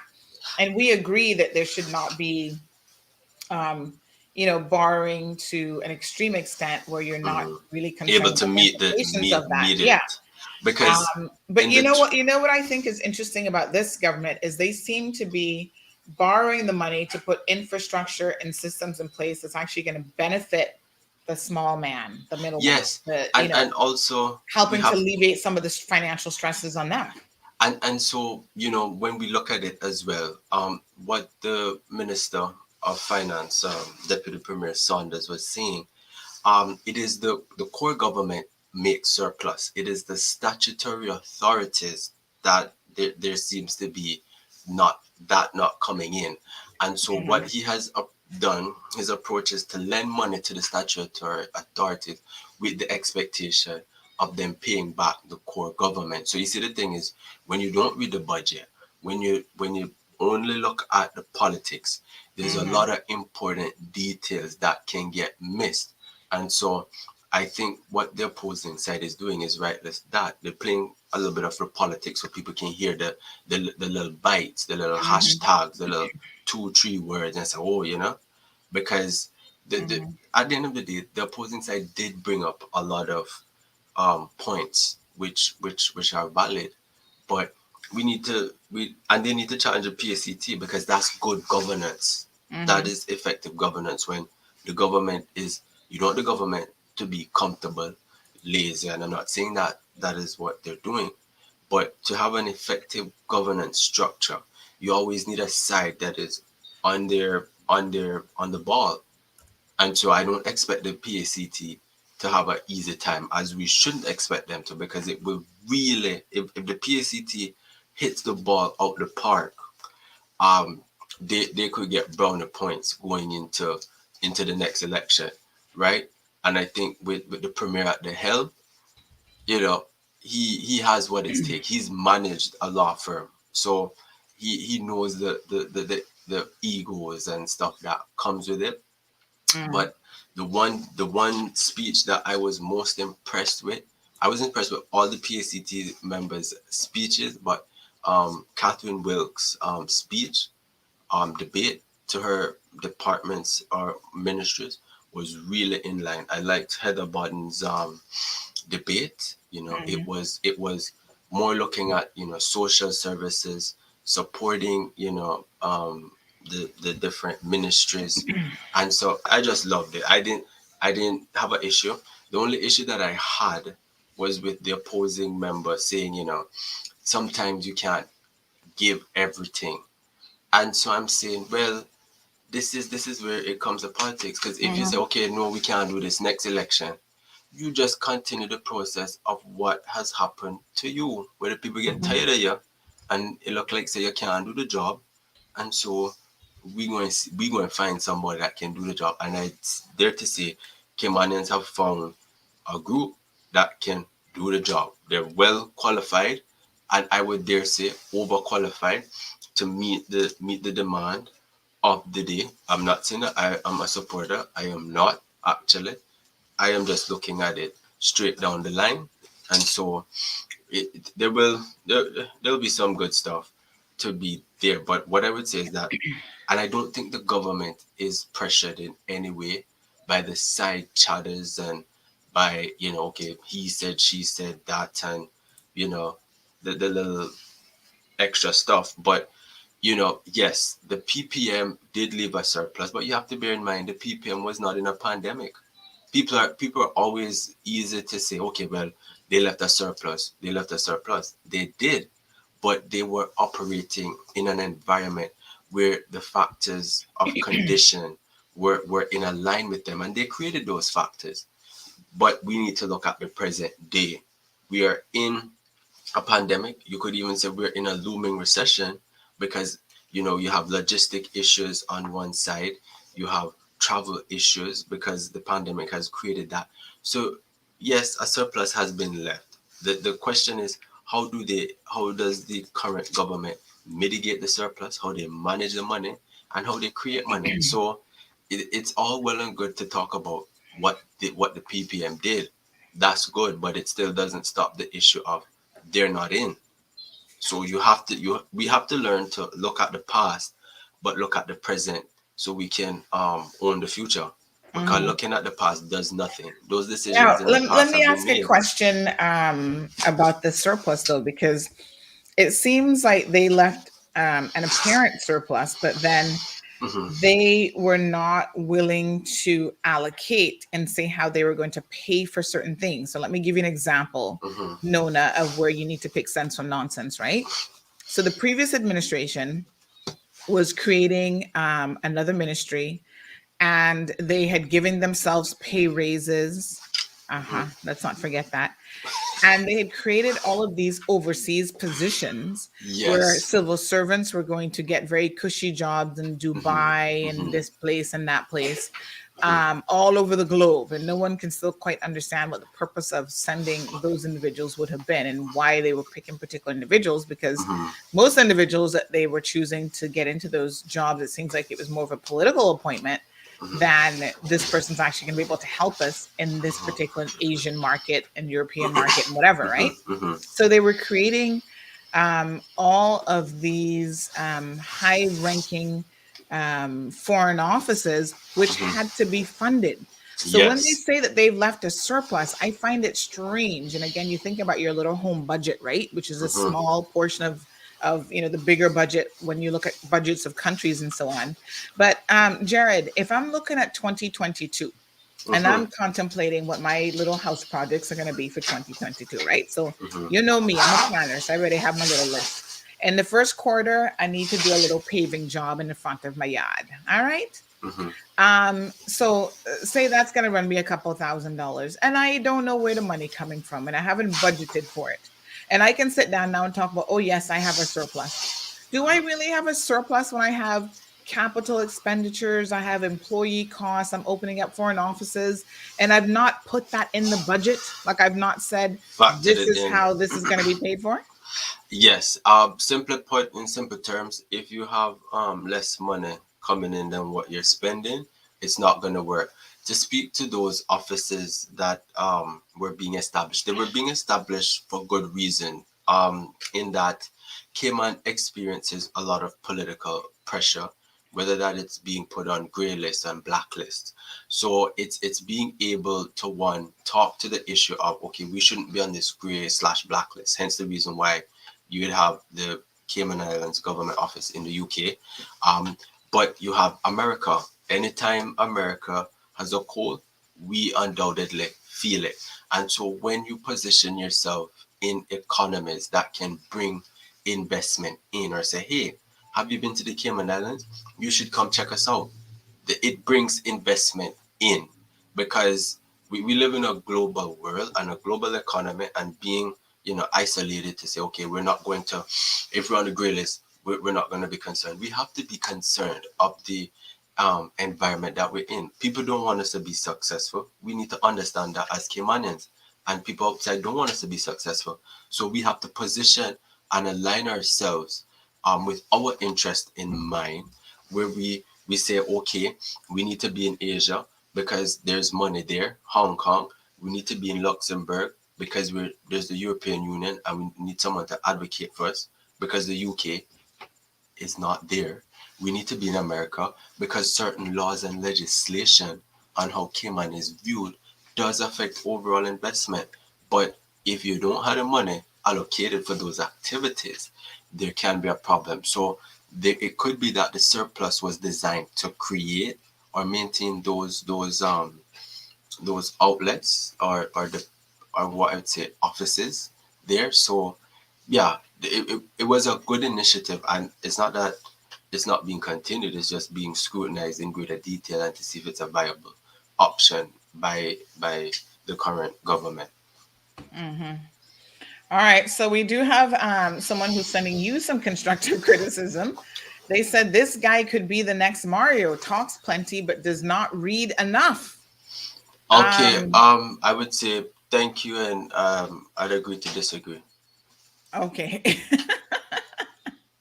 So Jared is saying that he's delving into the budget and he's having a read. Jared is also young, folks. So Jared is not saying that he has all of the answers. He's certainly sharing his opinion on a few things. So Miss Morna says they are the ones next in line. He's a very smart young man. Jonathan says, you know what I think the problem is in Cayman? People just like to make things more complicated than it should be. So Jonathan says, we live in a complicated world. If you're a human being, you're a complicated person. So I don't see how it would. People want things to be simple, but you see the thing, what you want does not mean it's the same thing that the other person wants, and it's the unfortunate reality of politics. And the person who said, okay, they would equate me to another person. I would say I am my own individual person.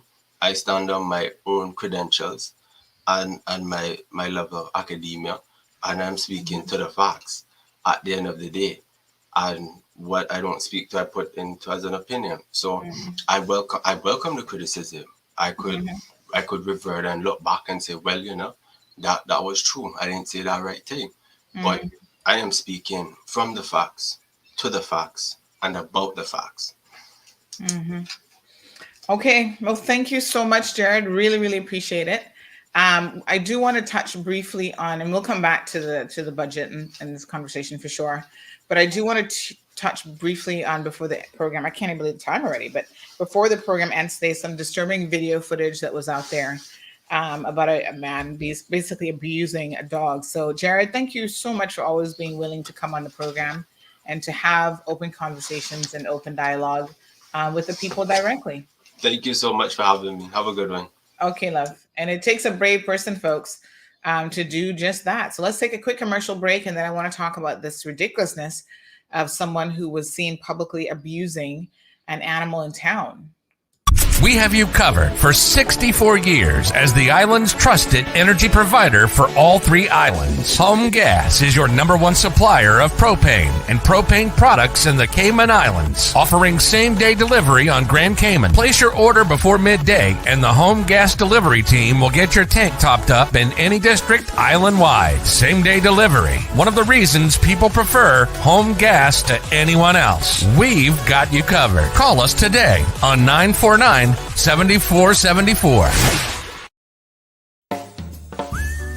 Aeropost makes Christmas easy. In just 3 steps, you can have all your Christmas shopping done. Step 1, buy. Shop online with a retailer of your choice. Step 2, pre-alert your package and upload your invoice with our state-of-the-art customer portal. Step 3, receive your package at our GT office without the hassle of customs clearance. Christmas has never been easier than this. Contact us today at 321-4490 via WhatsApp 954-260-9620 to register and take advantage of our discounted special. Recover Personal Injury Attorneys, helping injured people get what they deserve. Know your rights. Call us today for a free consultation. 924-9999.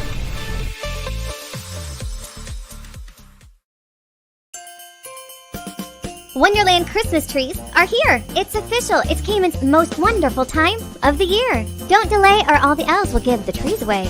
Stop by our Christmas tree lot to select from the finest balsam fir trees, starting at $100 for 5 to 6 feet. Christmas lot is located right next to Cost You Less in Governor Square. Selected from the best farms in Canada, your tree has been grown with love and care by all our elves for many years. Wonderland Christmas Trees is owned and operated by experienced elves with over 6 years of industry experience. Don't trust your Christmas tree needs to anyone else. And remember, for every tree you purchase, Wonderland Christmas Trees makes a donation to Feed Our Future and Meals on Wheels. Visit wonderlandtrees.ky or find us on Facebook to place your order today. Christmas tree sales going on now. Don't delay. Wonderland Christmas Trees, your best choice for Christmas. Ho, ho, ho, ho! Merry Christmas! Give your family the gift of Roquet. Looking for the perfect gift idea for the entire family? Then look no further than Roquet, Cayman's #1 streaming experts. Confused by VPNs, Amazon Prime, Netflix geolocking, UK channels disappearing, where to find your favorite events, and so much more? Roquet takes the guesswork out of the world of streaming, doing the hard work for you.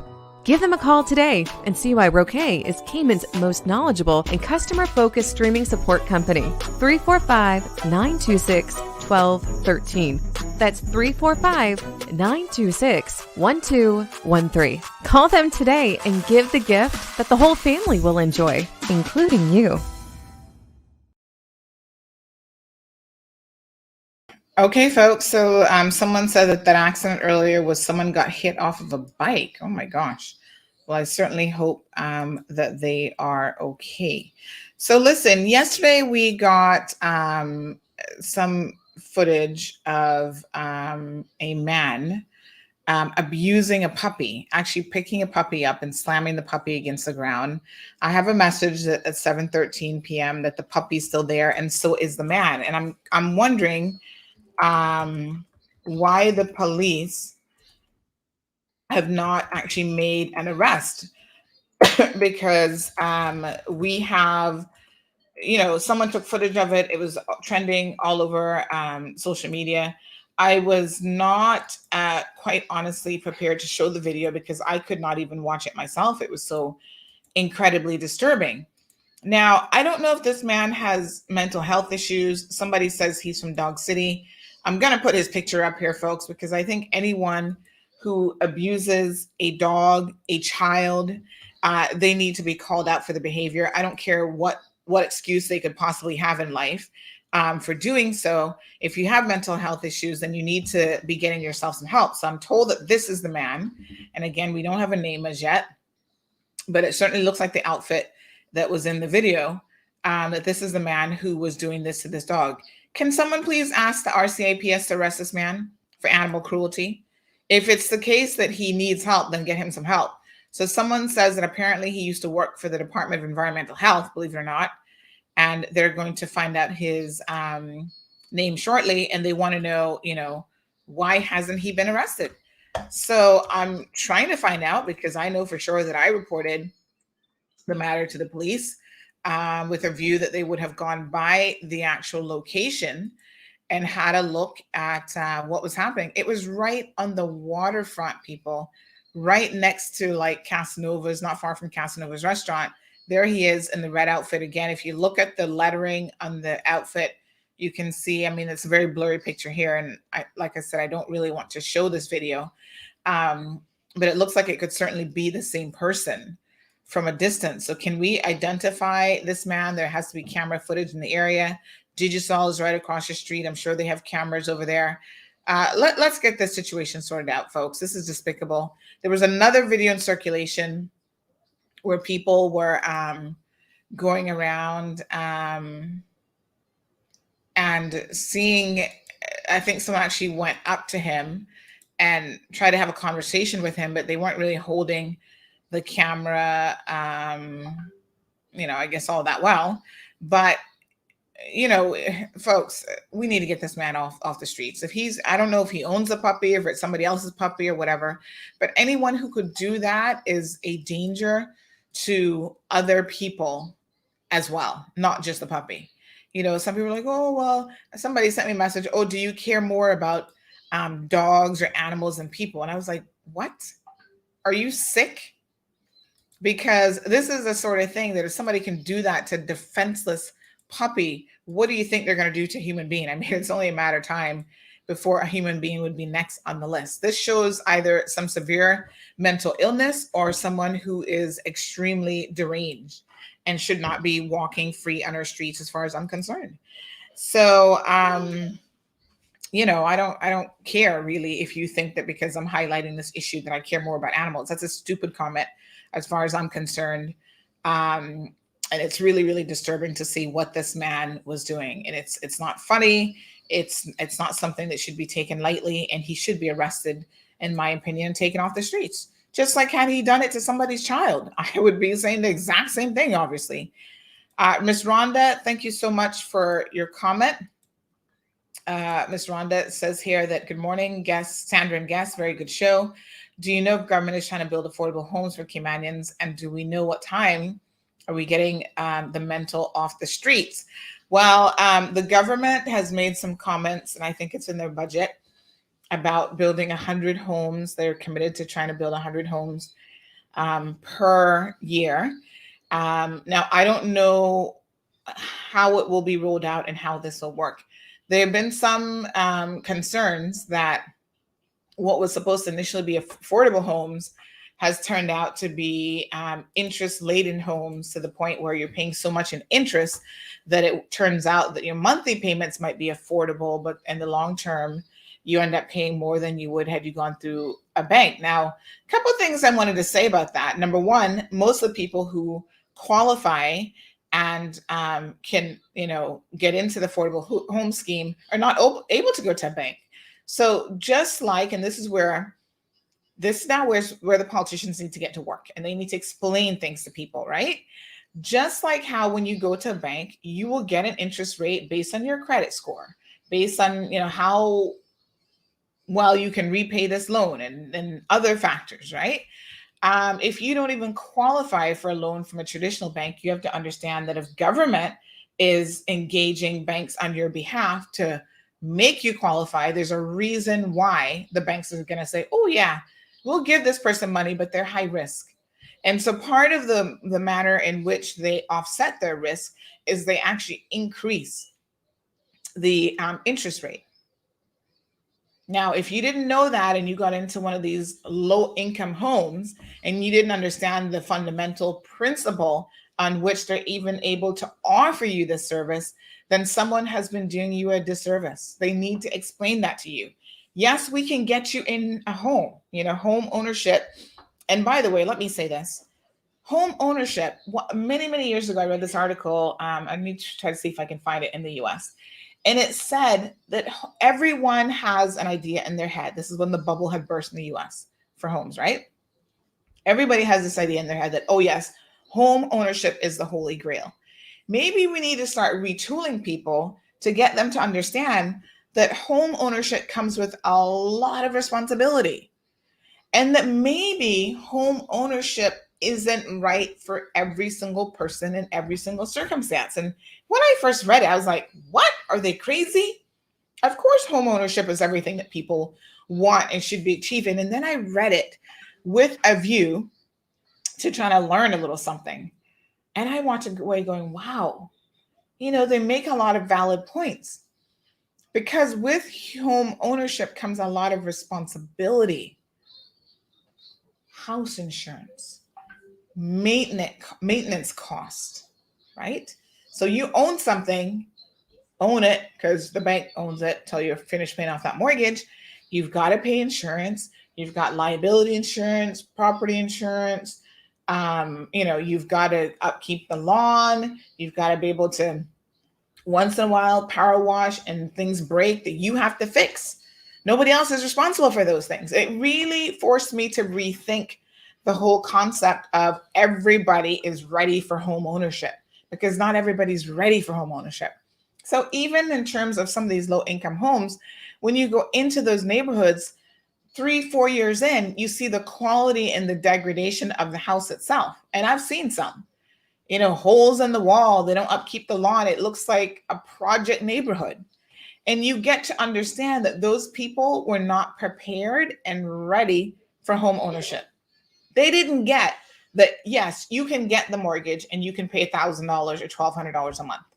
Because their logic is, well, if I can pay $1,200 in rent, why can't I pay $1,200 towards a mortgage? The reason why, and this is where somebody needs to do an educational campaign, is there is more to home ownership than just paying the mortgage. So if you rent from someone, they're responsible for the lawn, for the upkeep of this, that, and whatever, right? The cost of home ownership extends beyond just the mortgage.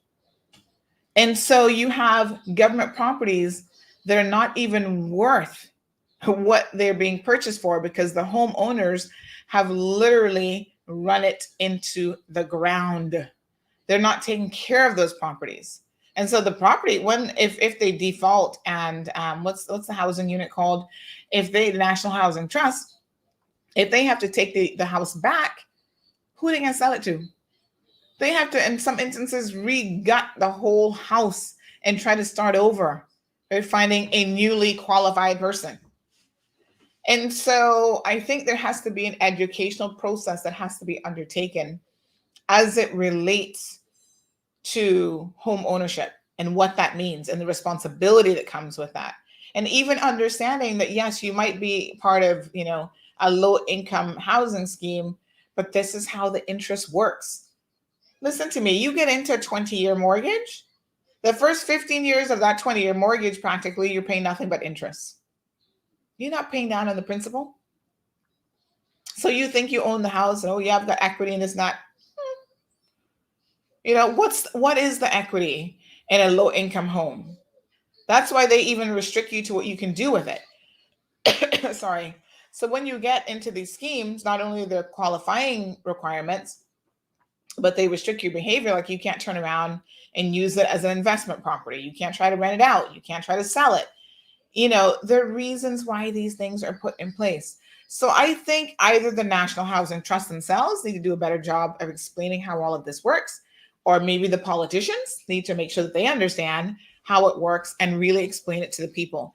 Don't let anyone, folks, hoodwink you into thinking that affordable housing and low income housing, although it is needed in communities, is going to be the answer for everyone, or that it's going to solve all of your problems if you're not adequately prepared. I'm just saying, this is the cold hard truth, folks. Jonathan says, get the mental off the street for what? For dancing and being happy. Looks like she needs a job in my proper go-go bar. No, I mean, listen, Jonathan, if this man, and there are other people who are mentally ill and that do things in the streets that need to be addressed, then they definitely need to be taken off the streets and given the help that they need. And you will have to recognize that there are people who have mental illnesses, folks, who will never be able to function in society. Maybe that's another reality that we all need to be accepting. Good morning to Peter. George says many animal abusers go on to abuse their spouses and children. This has been proven before in courts in the US and other countries. Absolutely. Anytime you can defend or in your mind justify abusing anything that is defenseless, you've got some problems. So Natasha says, I agree. They need a class on home ownership. Yes, child. Even myself, I'm like I just said, I'm already planning ahead, looking at my 2022 budget. And Natasha and Nona and everybody else, things come up. Right now, we got an AC guy. I think he's coming this morning. 2 air handlers leaking. Hello. You think that's a pretty penny? Or it's not a pretty penny? These are the expenses of being in a home. You got to find it. So all of a sudden, like, okay, I had a little want list of, some projects that were not necessarily necessary, but nice to kind of spruce up the place. Guess what? Those projects are now put on hold because I need to take from what would have been that portion of the budget, find the money to pay for leaking air handlers, because leaking air handlers means inefficiency of my AC units, which drives up my monthly costs on my CUC bill. It also means that I could have a mold problem, because if there's a leak, you got a problem. I could have a mold problem developing in my home, in the attic space, and so on and so forth. That could lead to health issues. So there's some home repairs and stuff that you can't just wait on because they're that important. We had some columns on the front of the house that after the earthquake, you saw little hairline cracks, and we thought, oh, not a big deal. Those cracks have now gotten noticeably bigger. And I had a guy come by the other day and he said, Sandy, you need to address this as a matter of urgency. And I said, well, what's urgent? It only looks bad. He said, no. He said, those cracks in that column are allowing water into the columns. And guess what's inside the column? The rebar, the metal. And he says, guess what? Water gets on that, which is not intended to. It's going to rust out. And now you're going to have columns that are holding up the entire front of your house, your porch, that are compromised. What happens if they collapse because they're rusted out? I was like, what? That's a possibility? He said, yeah. You see, when you don't know, you get into home ownership. You're not expecting plumbing issues and this, not. I didn't know that. I thought this was just a cosmetic thing. He said, no, you need to get someone in, chip all of that away. They need to reinforce the roof, hold it up, chip all of that away, get in there, check for the damage, treat it if there's damage, and redo. I was like, but backside, what am I hearing? So even when you think you know what you're looking at with home ownership, you get into a situation and then you begin to learn that there is so much more to this. Lawn maintenance, is that, some people have a pool, right? Oh my gosh, I would love to have a pool. And I've been thinking about how can I get a pool? I got to do like a 5-year plan to save up for a pool. Right? Now, you think to yourself, to build a pool, it's going to be X amount. Who knows? Crazy money. All right. You build a pool and then what? If you can't maintain the pool, you know what kind of problems you're going to have? If you can't keep the algae and all the green stuff out of the pool, the pump needs to be running and so you need to look at the cost of these things, not just the cost of acquisition, building it and purchasing it, the maintenance cost. There's going to be a servicing every single month. There's going to be an increase on your water bill.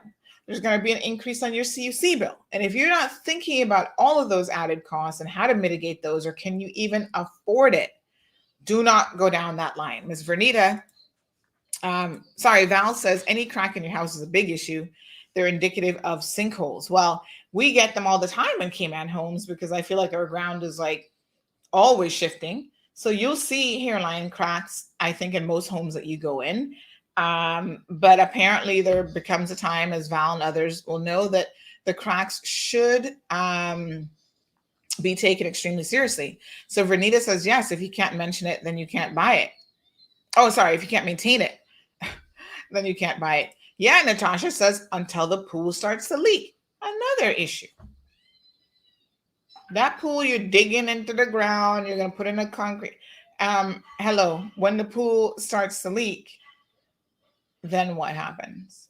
That's a lot of money to be digging up and trying to find a leak. I've seen people with $10,000 water bills, not even because of a pool leak. They didn't even know that they had a leak somewhere in the house until the water bill came. And then they're like, what? How am I supposed to pay a $10,000 water bill? And the water company's like, we'll give you a payment plan. $10,000? If you had $10,000 to even just put into your house. Huh? I was like, what? Cost of insurance. Every year, it's been going up. Now, we've been relatively okay. We had a couple of storms this morning, this hurricane season. Those of you running out to make claims on your policies, again, don't understand, even by doing that, the collective responsibility, the collective burden that you're putting on all of us, because now we all have increased insurance costs across the region. Somewhere gets hit in Florida, our costs are going up. So I think in life, these are some of the real discussions that we need to be having, right? It's like purchasing a luxury car. Ooh, doesn't it look nice? And yeah, you can sacrifice and get the loan to purchase the car, but honey child, you need a part for that car, $4,000 or $5,000 for one light. For some vehicles, $4,000 or $5,000 can replace your entire front end or almost buy your whole new car. So Perla says life is just difficult as the years come. Hit us in the face. What is that little one doing over there? It starts from day one. Pampers, milk, bottles, clothes, now a home ownership. The list just keeps growing. And Perla, I think the important thing here is that there is a degree of realism that you have to interject in life. And we need classes to teach people about money management, home ownership, and all these other things. Because to be honest, I don't understand how people can have 4, 5, 6, 7, 8, 9, 10 plus children. I don't know how they can afford it. To me, that's just crazy in this day and age. It is difficult enough having one child and trying to give them a certain quality of life. And so you have to understand, and not just the money, folks. I'm talking about the time to even find in your workday to spend quality time with your child, to give them the hugs and the kisses and everything else that they need, right? I can't see anything. You can't see anything. It's just not that easy. You know, how many of you had conversations, like meaningful conversations before you had your first child about what are going to be the costs of having this child? And as far as I'm concerned, when they're babies, they're cheap. Now I can see. It's when they get older and they want to start doing extracurricular activities and they want to do little things and trips and this and that. It's like clothes when they start growing like a weed and your clothes don't last for 6 months anymore. You know, these are the real things. And it costs money to raise a child in any jurisdiction. What's the average cost of raising a child? It's like at least $500,000, I think. And that's like, let me see. Just to 18. So that doesn't even include education. So depending on where you live, it's anywhere from, this is 2020 figures. So this is the US, anywhere from, call it $300,000 and up. And I'm sure that does not include the cost of inflation. You know, your money is constantly not worth what it was 10 years ago in today's world. So listen to what this says. Kids are expensive, right? So you can go and look at in the US what it costs the average household to raise a child. And trust me, this is not giving them anything. We don't buy kids. We don't buy kids. You're right. No, I mean, I'm not saying we purchase children. It's just like we don't buy kids. No, we have children because we want to have them, because we love them. But it costs money to have a child. And I'm always having to tell her, money doesn't grow on trees. Like every time you request something, I'm like, where's the money coming from? Mommy has to work. So when she sees me working out, she's like, oh, are you working to buy me something? I'm like, no, I'm working to pay the bills. If I have something extra, you might get a little something here and there, but you can't be requesting something every single week. She loves to go to Cayman Bay, so she can go to the bookstore. So food costs, housing costs, childcare, education, transportation, other things. You know, it costs a lot of money. And you've got to adjust your family budget in order to think about those things. Something to think about. Always some trade-offs. So Ms. Vernita said, really and truly, it's so stressful owning a home in Cayman. Don't talk about building one. However, Caymanians buy and invest on land or home first. And I mean, a lot of Caymanians, we have definitely, it has been ingrained in our head that home ownership is the thing to do. I think that's the model here that we believe works. And, you know, most people want to buy a little piece of property and they want to have their own home. I'm not saying there's anything wrong with that, but I'm saying that people should be prepared for the expenses that come with that and to be realistic. So when you go into, for example, looking at a house and you think, oh yeah, I want a 4,000 or 5,000 square foot house. The first question is, can you afford a 4,000 or 5,000 square foot house? Not what you want, but what can you afford? And why do you need that? And, you know, again, if you got 5 children, you're thinking to yourself, I need that much square footage to give myself a break from these children because they're driving me crazy. So it would be nice for everybody to have their own space, everybody have their own, you know. But listen, if you have 4 children and then it's you and a husband and you're looking at home ownership, how many bedrooms are you looking at? 5? Because you want one for you and your husband and one for every child? How many people do you know that can afford a 5-bedroom house? I'm just saying, that's a lot of money, Cayman. Anywhere in the world, really. Jonathan says Cayman needs to prepare for an increase in homelessness because rent is sky high and it's almost impossible for a home loan.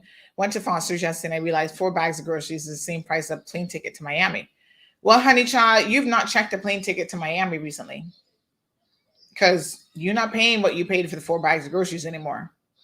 I'm just saying. Cost of fuel has gone up and many other little things. Thank you, Val. Parents talk to us. Was 1 child is too much and 2 is too many. This is what Natasha says her parents said. Never buy property if one salary can't take care of everything. If it requires both salaries, it's too much house. Expensive car means expensive service and parts. And Natasha, that is really some good advice because I've seen this happen a lot of times with people, especially with marriages, right? You go into mortgage and normally it does take 2 salaries for mortgage and you qualify for the mortgage based on 2 salaries and then you get a divorce. Things fall apart as they do in 50% of the cases, right? And all of a sudden you're now left with having to decide who can try to afford to keep the house. And a lot of times neither can do so because it was a joint effort. So maybe one person was paying the mortgages, but then the other person was paying all the household bills and other responsibilities. Now without 2 incomes, you can't afford to have it. You got to sell the house. And all of a sudden the family, kids and everything is split up into a whole different situation. So anyway, folks, that's all I've got for you today. This young lady has to start her Zoom class here shortly. Thank you guys so much for tuning in. It's been a wonderful show today, Thursday. Thanks to Jared. Thank you to everyone who participated in the program. Perla says Foster's have increased, not just Foster's, every grocery store in the world right now. Remember the supply chain issues? So my advice is go and buy the same things for at least 2 weeks and see if it increase or less, just $200 budget and it keeps it. Yeah. Well, listen, there's a lot of increases in across the board. And a lot of it, folks, is actually outside of our control.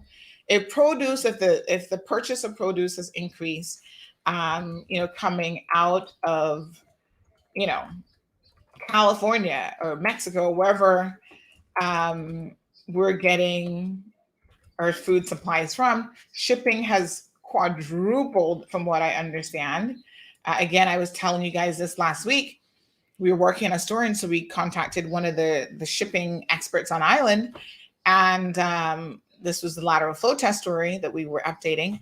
And before pre-pandemic, a container to move it from China to Cayman was about $4,000. Pandemic hits, chain supply issues start to happen. It went from $4,000 to $9,000. Okay. Last week, that same shipping company, right, was dealing with shipping experts from across the world who brought in things like just a few days before. Guess how much the container is now? $21,000 and change for a container. They don't care what you have in it. To move the container from point A to point B is now costing you 21 G's. So if you're bringing goods, food, whatever from China, vehicles, you don't think that that's going to go up in price? Of course it's going to go up.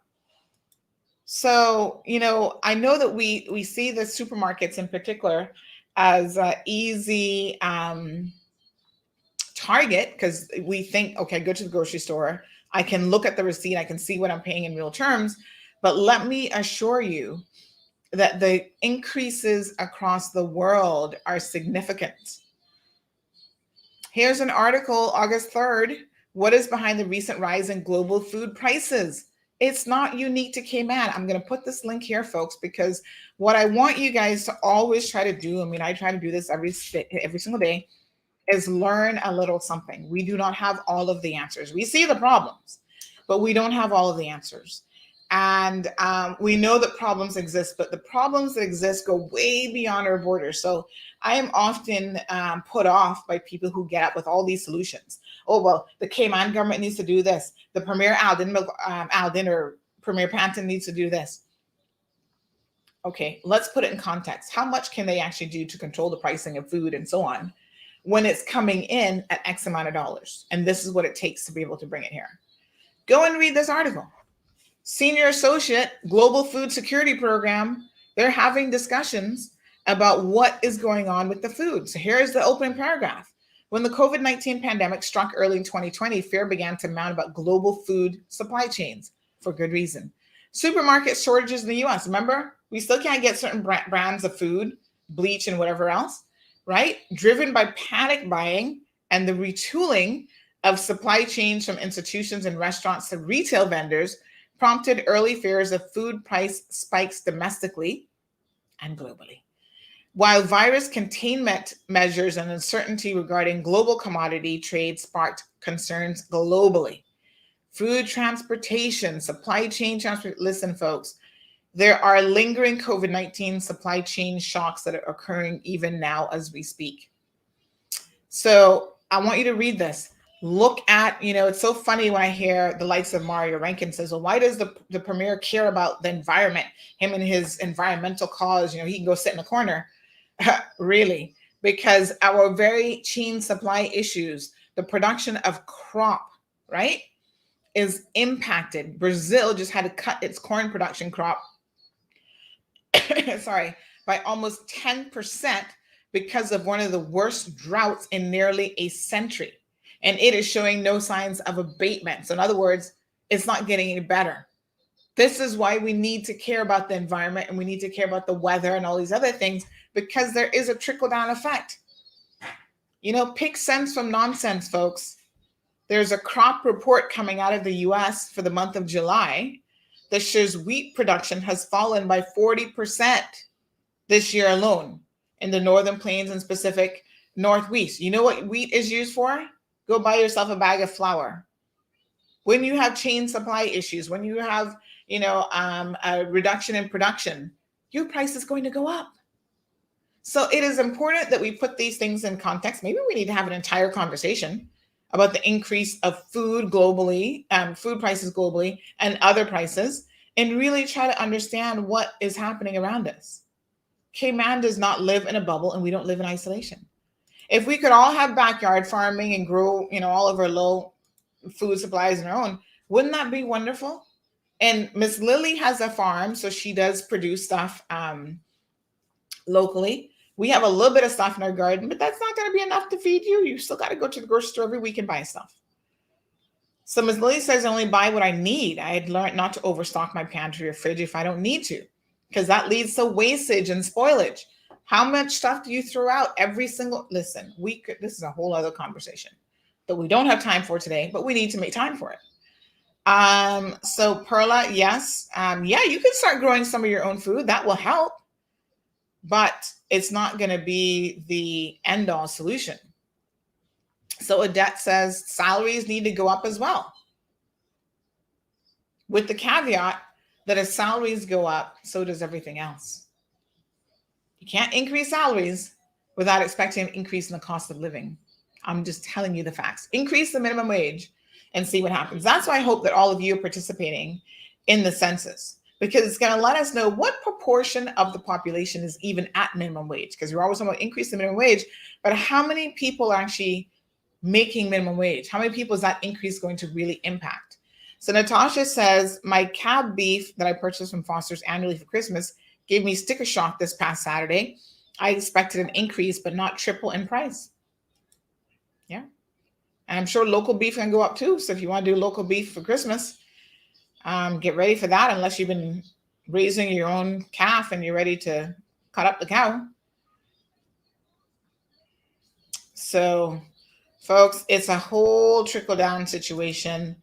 Believe me, you.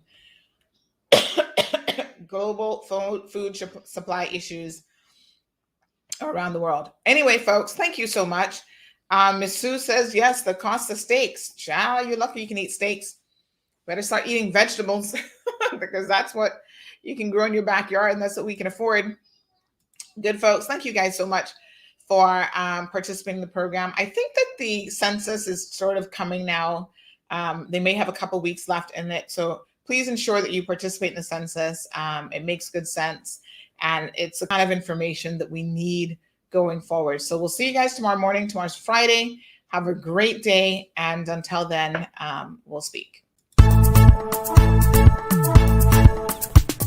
Census 2021. Census. Come on, get ready. Census. Starting 10th of October 2021. Census. West Bay, you ready? Census. East End, we coming. Census. Everyone will be counted. Census 2021. Census. But in town, are you ready? Census. Georgetown, we coming. Census. Your info will be secret. Northside, get ready. Census. Rockers will be counted. Census. Little Cayman, we coming. Census. People, get ready. Census 2021. Census. Todos se cuentan. Census. Latinos serán contados. Filipinos macanda. 2021 census. Papa, are you ready? Census. Mama will be counted. Census. Children and toddlers. Census. 2021 census. Information is secret. Census. 2021 census. Starting October 10th. 2021 census. 2021 census. Census. Census. 2021 census. Everyone counts. Thank you for tuning in to another edition of The Cold Hard Truth. Make sure to check Facebook for showtimes and more information and the latest news at CaymanMarlRoad.com. Subscribe to our IG and Facebook pages to get the latest happenings.